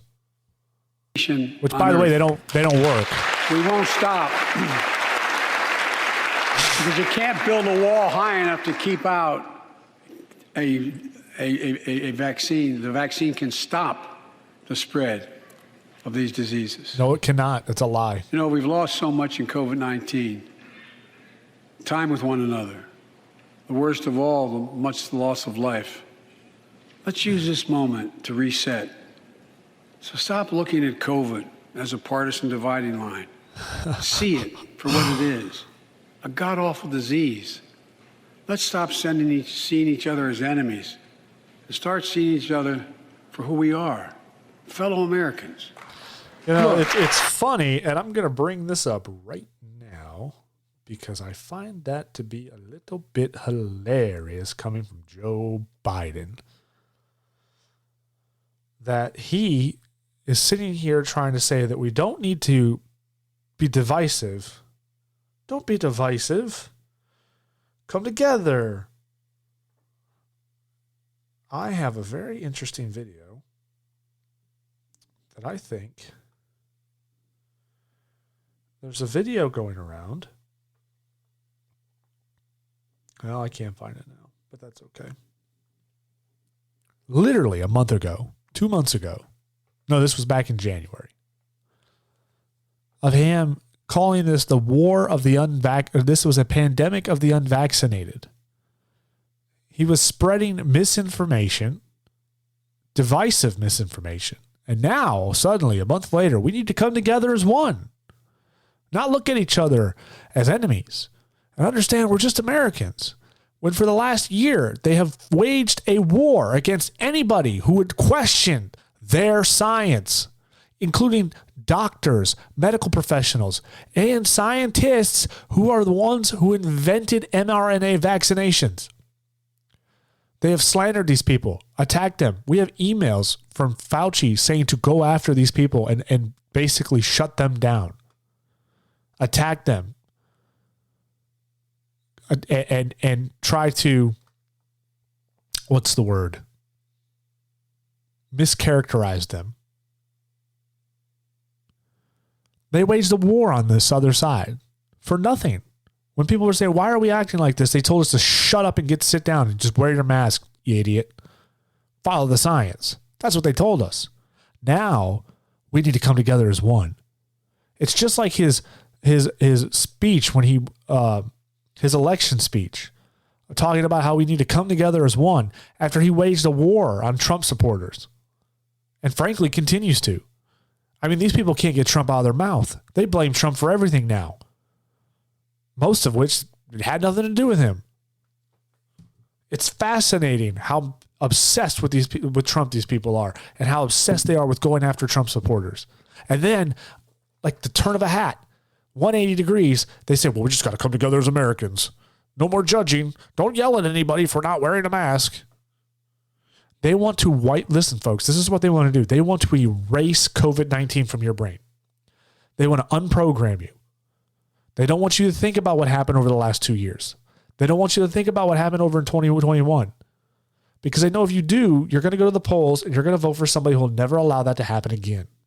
And that means those people will be gone and they will not be in power. They want you to forget about their mistakes, their incompetencies, period. That's all this is. They are propagandizing us. They're trying to brainwash you. They are flipping the switch, the secret word that triggers you to start thinking about something else like Ukraine and a war between Russia, a potential nuclear war, which nobody thinks for a minute there's actually going to be a real nuclear war between us and Russia. But they want to distract you as much as they can and pull your attention away from COVID-19. And now they're telling you that we just all need to come together. It's a farce.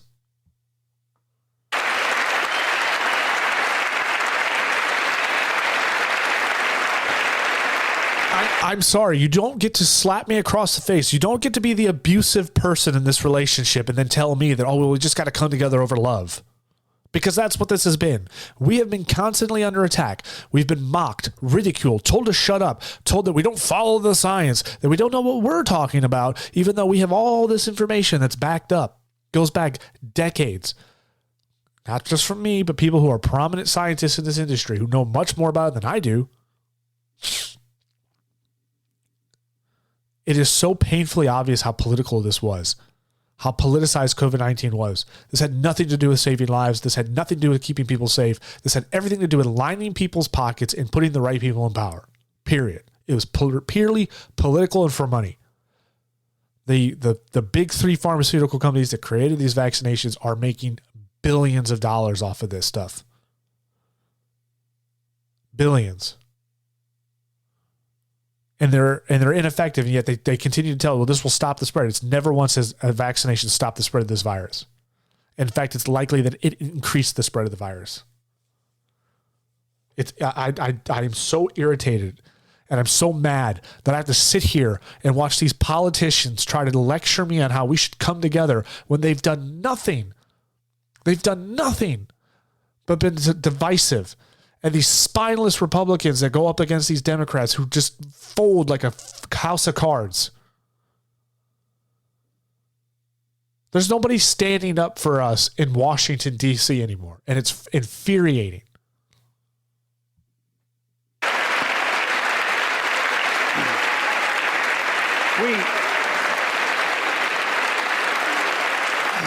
We can't change how divided we've been. It was a long time in coming. But we can change how to move forward on COVID-19 and other issues that we must face together. I recently visited New York City Police Department days after the funerals of Officer Wilbur Mora and his partner, Officer Jason Rivera. They were responding to a 9/11 call when a man shot and killed them with a stolen gun. Officer Moore was 27 years old. Officer Rivera was 22 years old. Both Dominican Americans who grew up in the same streets that they later chose to patrol as police officers. I spoke with their families, and I told them that we were forever in debt for their sacrifices and will carry on their mission to restore the trust and safety of every community deserves. Like some of you that have been around for a while, I've worked with you on these issues for a long time. I know what works. Investigating crime prevention and community policing, cops who walk the beat, who know the neighborhood, and who can restore trust and safety. Let's not abandon our streets or choose between safety and equal justice. Let's come together and protect our communities, restore trust, and hold law enforcement accountable. That's why the Justice Department has required body cameras, banned chokeholds, and restricted no-knock warrants for its officers. That's why the American Rescue Plan that you all provided $350 billion that cities, states, and counties can use to hire more police, invest in more proven strategies.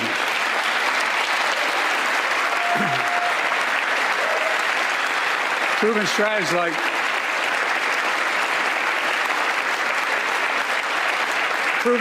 like community violence interruption, trusted messengers, breaking the cycle of violence and trauma, and giving young people some hope. We should all agree the answer is not to defund the police. It's to fund the police. Holy shit. Fund them. I mean, if that's not the most obvious 180. I mean, now he's not even trying anymore to hide it. We have listened since the time that President Trump was in office. We have listened to the cries of Democrats like AOC and others, including the vice president herself, Kamala Harris, screaming to defund the police and literally defund the police in many cases. Some people say, oh, it doesn't really mean what you think. No. Some of these people have really said, no. It means what we say. Defund them. Take away their funding. Get rid of them. And how has that worked out for the Democratic ran cities that have defunded their police? Hasn't worked out too well. We see videos every day in California of people looting, stealing, people getting pushed into subway trains, people getting beaten up in the streets. Yeah. People walking into the stores and just stealing stuff. Just taking it. And yet now we have Biden going up saying it's not defund, it's fund.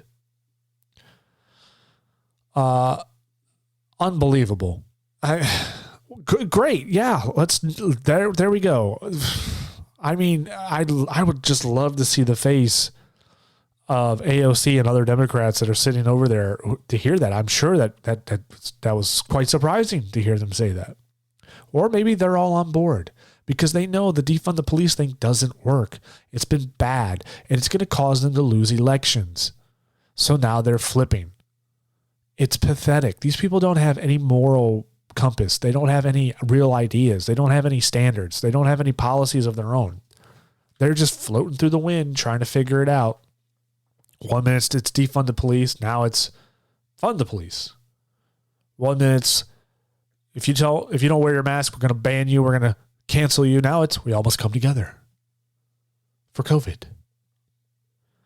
Clay Travis tweeted Clay Travis from the Clay Travis and Buck Sexton podcast and radio show, rather.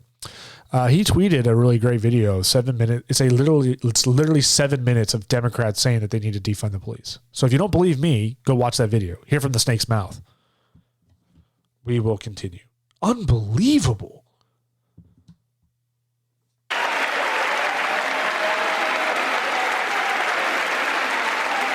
Fund them with resources and training. Resources and training they need to protect our communities. Yes. I ask Democrats and Republicans alike to pass my budget and keep our neighborhoods safe. And we'll do everything in my power to crack down on gun trafficking of ghost guns that you can buy online, assemble at home, no serial numbers, can't be traced. Well, if it can't be traced, then how the hell are you going to trace it? To reduce gun violence. Pass universal background checks. Why should anyone on the terrorist list be able to purchase a weapon? Why? They can't. Why? They can't. Not legally. Not legally. If you're on a terrorist watch list, if you've committed a federal crime, or if you're on a terrorist watch list, you will not be able to buy a firearm. The universal background check is a bullshit talking point from Democrats who just want to outright ban firearms. This is a stepping stone for them to start taking away your weapons. That's what it is. If I want to go and buy a firearm of any kind, rifle or handgun, at a gun store, a legal sale of a gun store, including at a gun show, I have to file a background check. They will have to file a background check on me. It's just that simple. You're not going to walk in and buy a firearm. Now, a private sale is a completely different thing, but private sales are not going to be, you can't regulate a private sale. And frankly, if I buy a firearm, if I buy a handgun from somebody privately, I have to register it by the law. By law, I have to register it. So I have to report to the federal government, state and federal government, that I purchased a firearm from someone privately.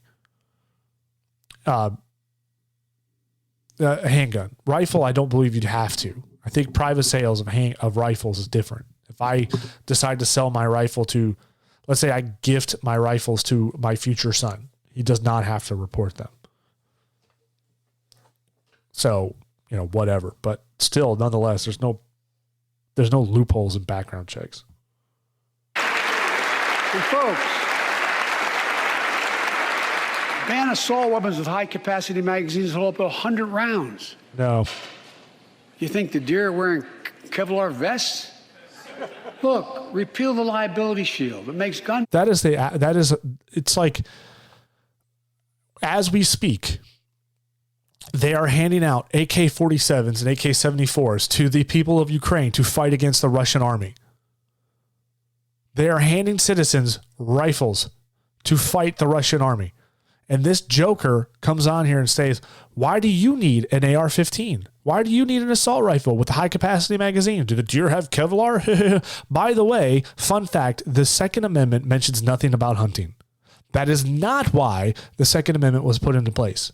There's no mention of hunting in the Second Amendment. There's no mention in the Federalist Papers in 1775 and 1776 of anything about hunting. There is no mention from our founding fathers about hunting when it comes to rifles and firearms. Nothing at all about hunting. So the next time someone tells you, why do you need an AR-15 to go hunting? You say, it's not about hunting. It's about protecting my family. It's also about being able to set up a well-regulated, which means well-trained and well-established militia to take up and fight against tyranny. Because one thing that this country has forgotten about is that we have the right to defend ourselves from tyrannical forces, including our own government. We have that right. Look at what Trudeau is doing in Canada. He's acting like a tyrant. Could you imagine if our own government became tyrannical to the point where it was affecting our lives? This has nothing to do with hunting.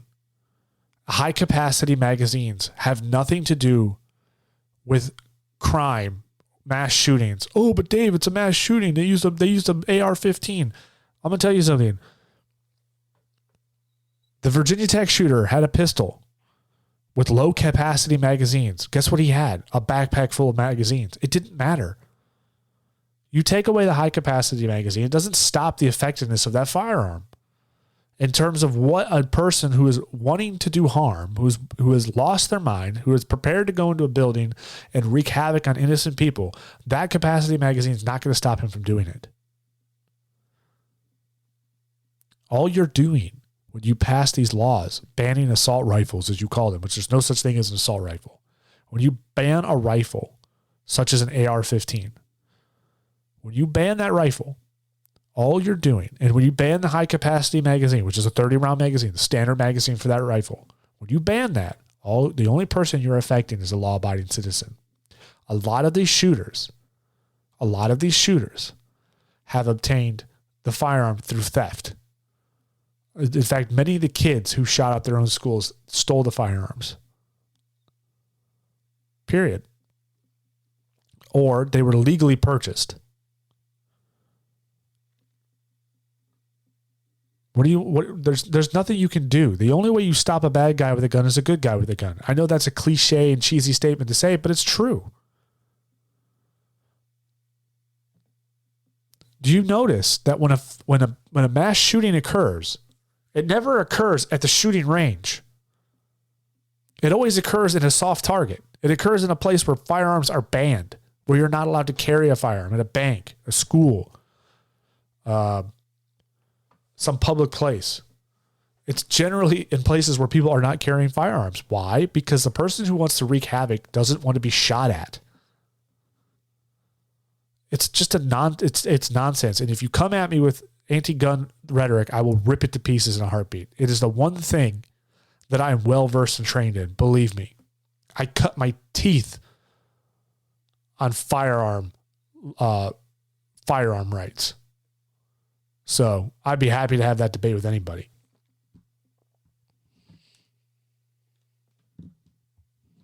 Manufacturers, the only industry in America that can't be sued. The only one. That's not true. There's another manufacturer, and it's a manufacturer that you're doing a lot of work with, and that's the pharmaceutical companies. They are the ones who are injecting things into people's body. They also, too, cannot be sued. Imagine had we done that with the tobacco manufacturers. These laws don't infringe on the Second Amendment.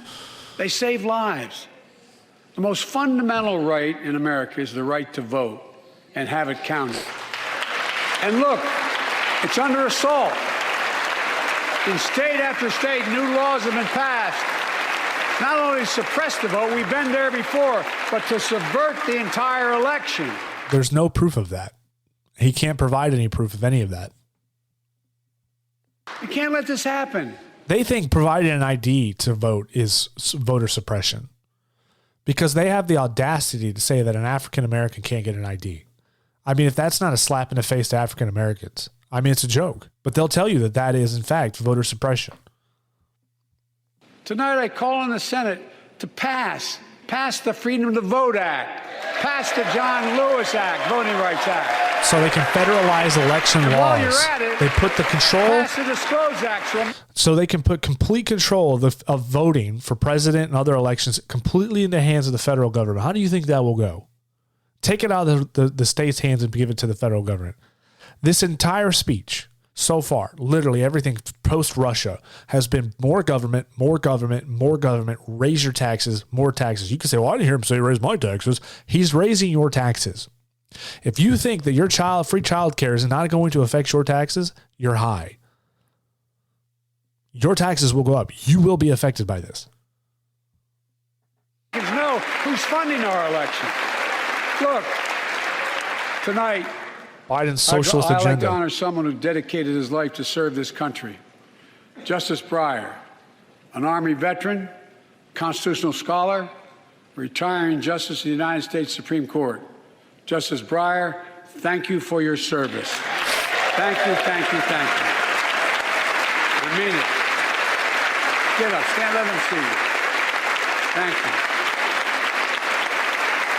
He's trying to remain impartial, but it's hard. He's like, thank you. I'm very happy. No matter what your ideology, we all know one of the most serious constitutional responsibility a president has is nominating someone to serve on the United States Supreme Court. As I did 4 days ago, I've nominated the Circuit Court of Appeals Ketanji Brown Jackson, one of our nation's top legal minds, who continue in Justice Breyer's We replaced the old white guy legacy with of excellence. A former top litigator in private practice, a former federal public defender, from a family of public school educators and police officers. She's a consensus builder. Since she's been nominated, she's received a broad range of support, including the Fraternal Order of Police and former judges supported by Democrats and Republicans. Folks, if we are to advance liberty and justice, we need to secure our border and fix the immigration system. Well, he moved off her quick, didn't he? I mean, he moved off her real fast. Oh, but wait a minute. Did he just say secure the border?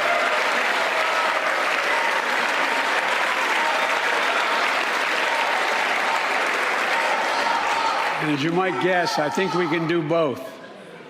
At our border, we've installed new technology like cutting-edge scanners to better detect drug smuggling. We've set up joint patrols with Mexico and Guatemala to catch more human traffickers. We're putting in place dedicated immigration judges in a significant larger number so families fleeing persecution and violence can have their cases heard faster, and those who don't legitimately hear can be sent back. We're screening, we're securing commitments and supporting partners in South and Central America to host more refugees and secure their own borders. We can do all this while keeping lit the torch of liberty that has led a generation of immigrants to this land, my forebears and many of yours. Provide a pathway to citizenship for dreamers, those with temporary status, farm workers, essential. Again, 180 because he's had, what, 300,000 or something. I don't know. It could be 300 million. I heard a 300,000 or 300 million the other day, but migrants have illegally come into this country. That'd be 300,000. Illegal immigrants this year have flooded into the country. It's an unprecedented number of people are pouring in right now. So he has to do something about this because, again, it's coming up in the polls. They literally have nothing, folks. This is a Republican talking point right here where we have to do something about the border. He has had a year and 2 months to do something about the border, and he's done absolutely nothing. In fact, the problem has gotten worse. Again, nobody else's fault but his. Because of his policies, he stopped the wall from being built. Trump was building a wall. It was almost completed, and then he stopped it. There's literally gaps in the wall. So this is his own problem that he brought upon himself. And now, a year or so later, he's now having to come on and flip on it because he knows if he continues to do nothing, his Democrat allies are going to suffer in the polls or in the elections coming up. Revise our laws so businesses have workers they need and families don't wait decades to reunite. It's not only the right thing to do, it's economically smart thing to do. That's why the immigration reform is supported by everyone from labor unions to religious leaders to the U.S. Chamber of Commerce. Let's get it done once and for all. Folks,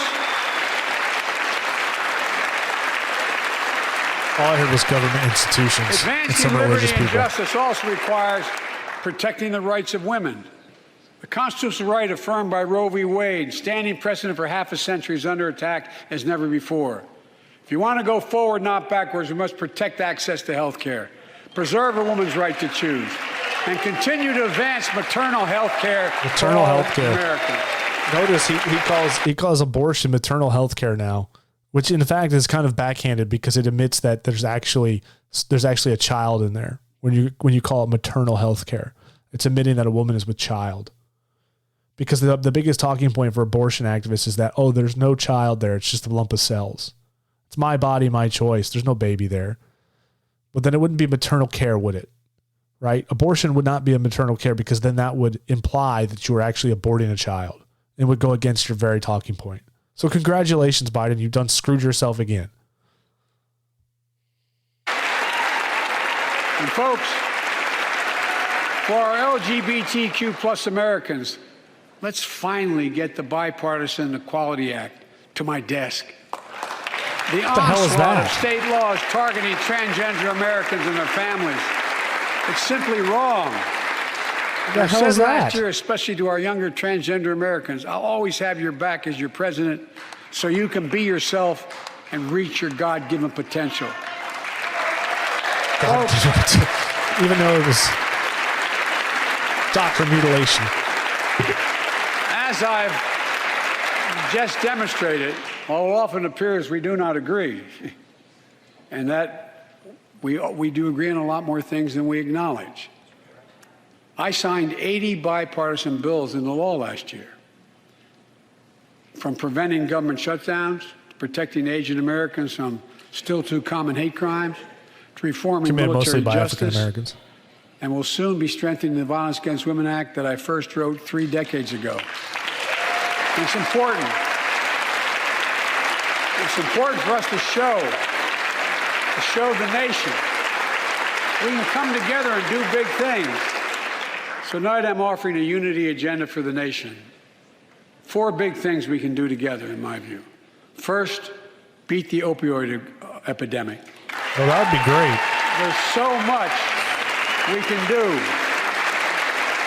Increase funding for prevention, treatment, harm reduction, and recovery. Get rid of outdated rules and stop doctors stop doctors prescribing treatments.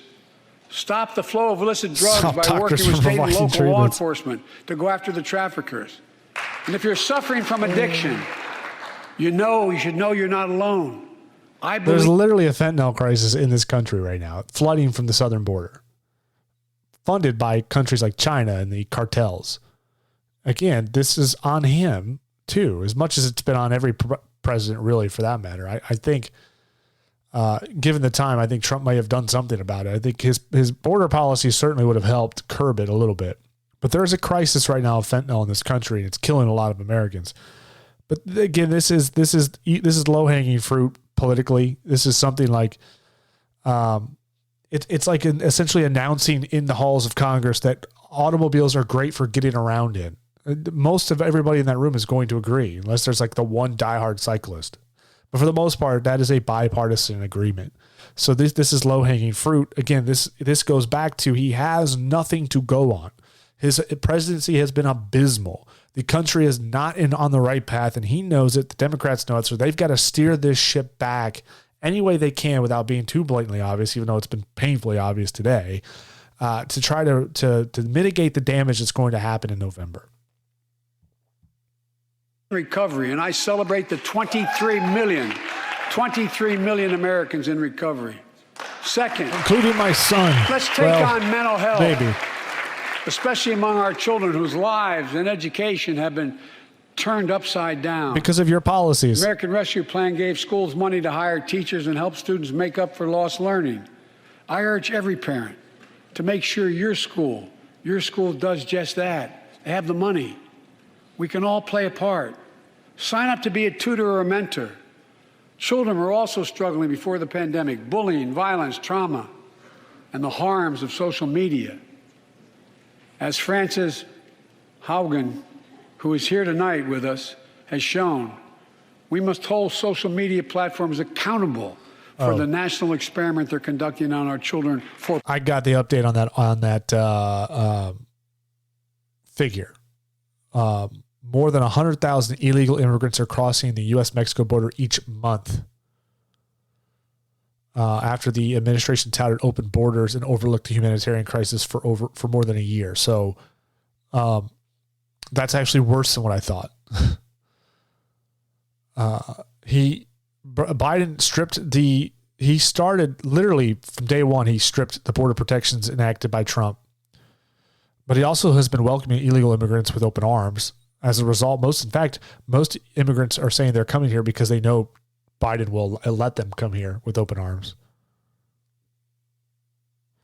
It says the figure that I finally got to find was at least 2 million illegal aliens at the southern. The Border Patrol has encountered at least 2 million illegal aliens at the southern border in 2021 alone, and are expected to encounter even more in 2022. Many of these illegal aliens were released to the U.S. with loose instructions to report to ICE facilities, but didn't.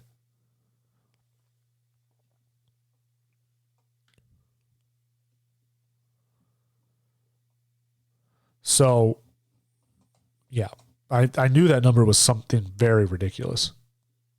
Folks,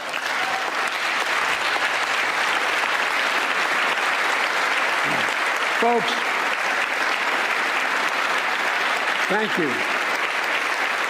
Thank you for the courage you showed.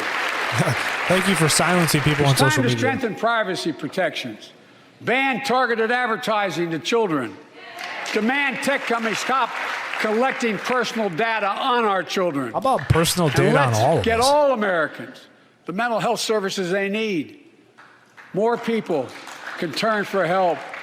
There's your and tax full dollars parity going up. between physical and mental Who's health gonna pay care for that? if we treat it that way in our insurance. Look,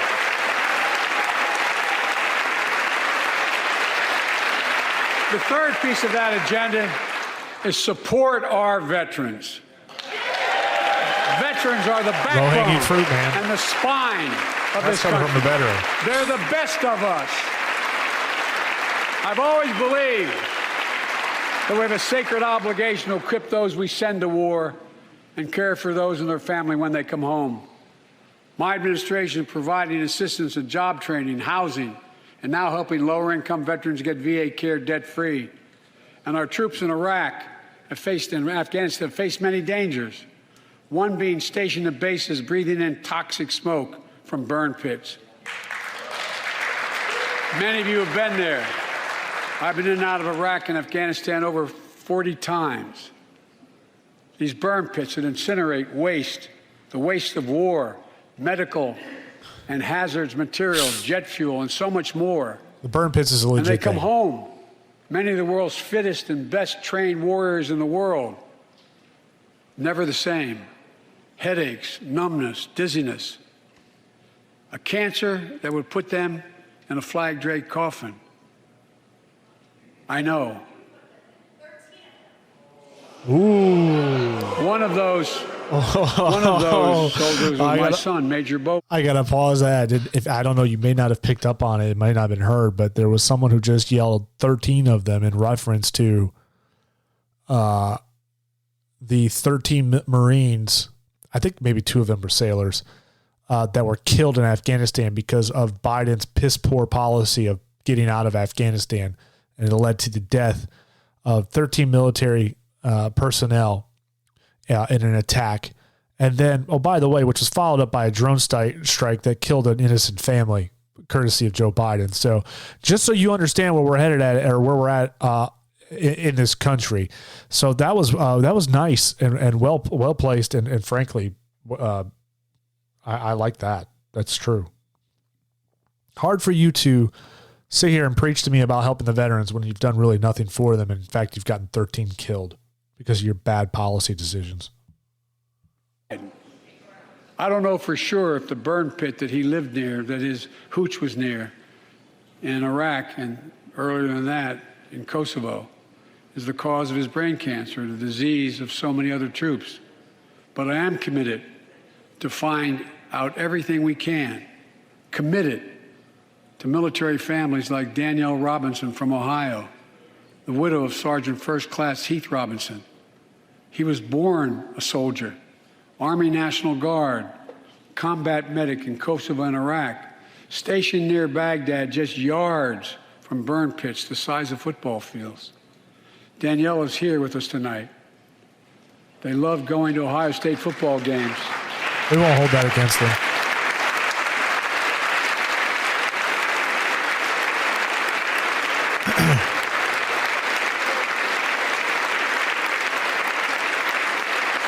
That's a pomp and circumstance. This is good. And This he is loved unifying Legos speech. with their daughter. Nothing really here. But cancer from prolonged exposure to burn pits ravaged Heath's lungs and body. Burn pits blow my mind. Danielle I really don't know says why they Heath have was a them. fighter It's to the bad. very end. He didn't know how to stop fighting, and neither did she. Through her pain, she found purpose to demand that we do better.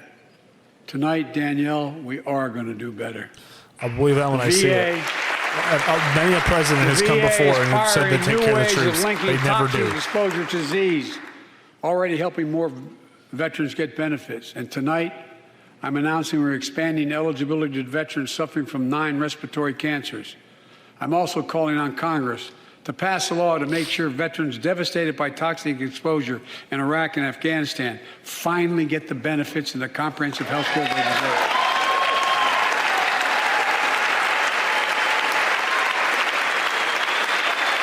Nancy Pelosi's acting funny back there. Giddy as a schoolgirl. And fourth and last, let's end cancer as we know it. This is personal. What? What? Okay. I mean, yeah. This is personal to me and to Jill and to Kamala. This is personal to So everybody. I many think of you- everybody knows someone that has had So cancer or many died of from you have cancer. lost someone you love.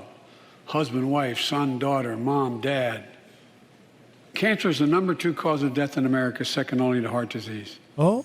Last month, I announced the plan to supercharge the cancer moonshot that President Obama asked me to lead 6 years ago. Our goal is to cut cancer death rates by at least 50% over the next 25 years. I think we can do better than that. Turn cancers from death sentences into treatable diseases. More support for This is patients and random. their families.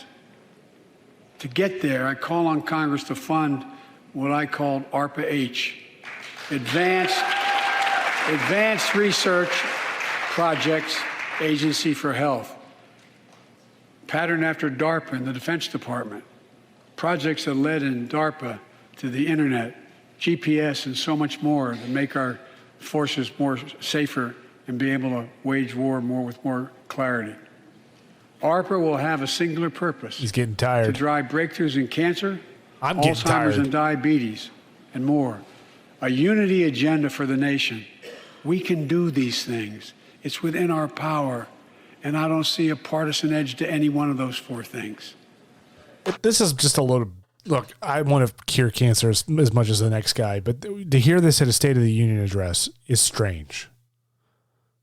It's strange. If there was a mass epidemic of, spinal cancer that just wiped out, that was going through the country, I could understand why it might be a talking point at the State of the Union, but it comes across as very weird. It'd be like him coming out and being like, my 5th talking point would be to come together and pass a bill to expand the range of tires. I feel like tires need to be longer than 60,000 miles. I think it should be much more than that. You would kind of go like, what? I mean, yeah, I guess. Like, well, who's going to argue with that? Who's going to argue with curing cancer? We've been wanting to cure cancer for the last 20 years. So to me, again, this just goes back to my previous point, which is you're just grasping for straws. You're looking for the low hanging fruit because you have nothing to go off of. You have nothing to propose because the things that you have proposed and the things that you have done have been absolutely disastrous. It's why your approval rating barely into year 2 is below 40%. It's in the high 30s. You are doing such a bad job.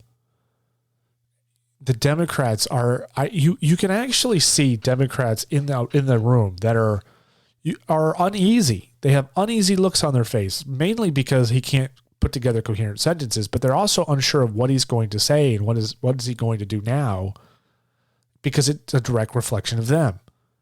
So this is bad all around for the Democrats, period. And this, look, you know what? Maybe next year they'll come up with a miracle drug for cancer. That'd be fantastic.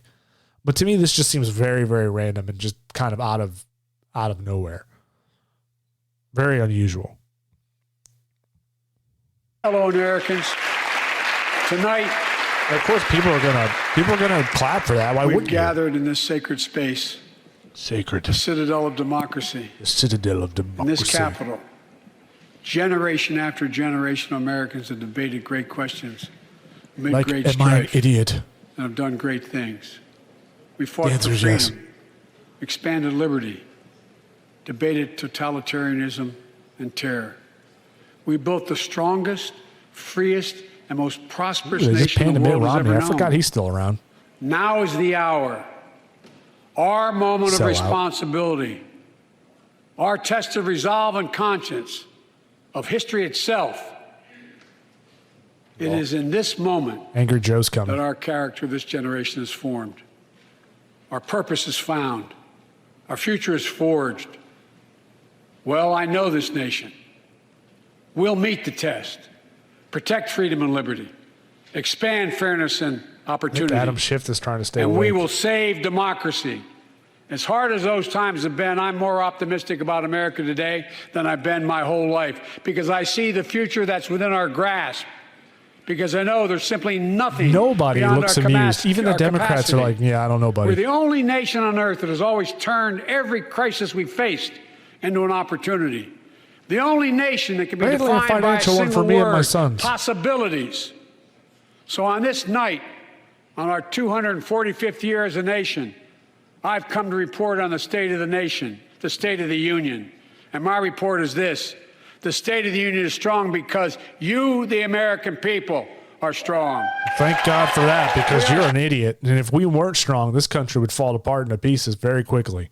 I'm going to tell you something. You're damn right the American people are strong. But you know who ain't? D.C. You know who's incompetent? D.C. So you're right about that, Joe. We agree. Stronger today. We are stronger today than we were a year ago. No, we're not.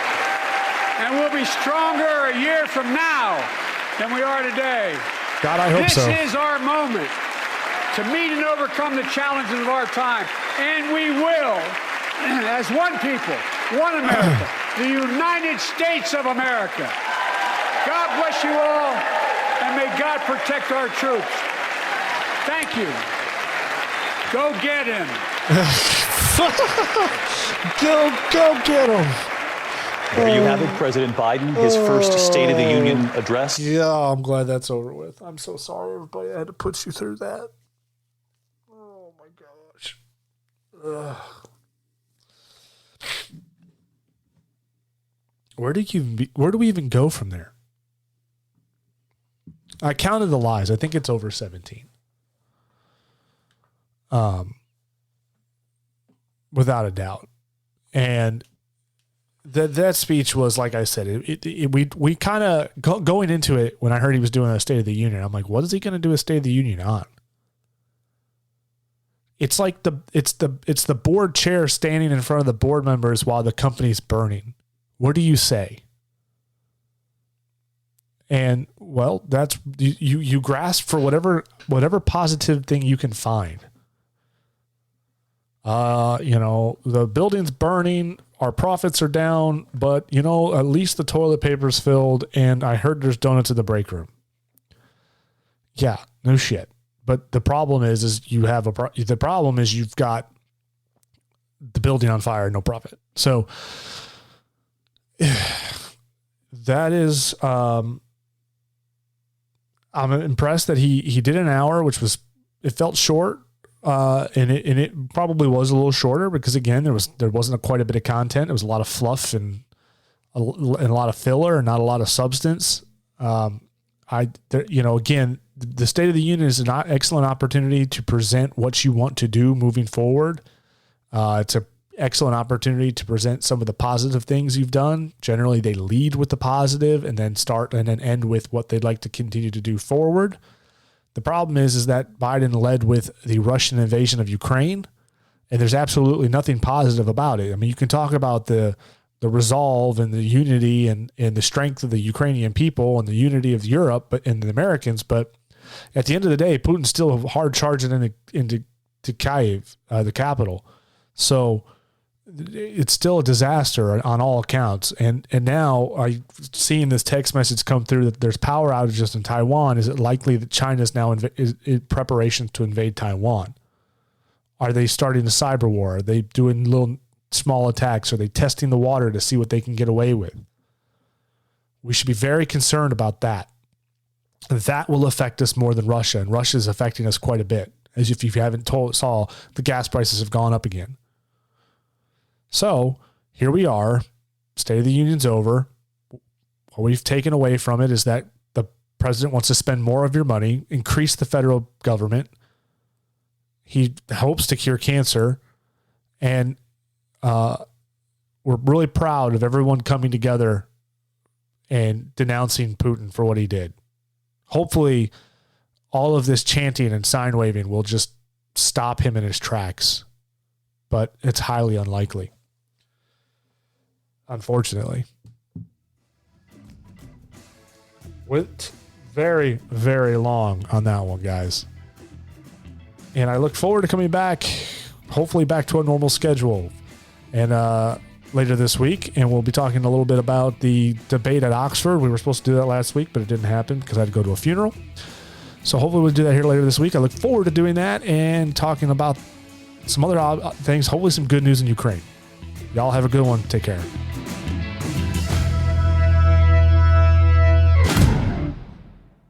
Emotional damage.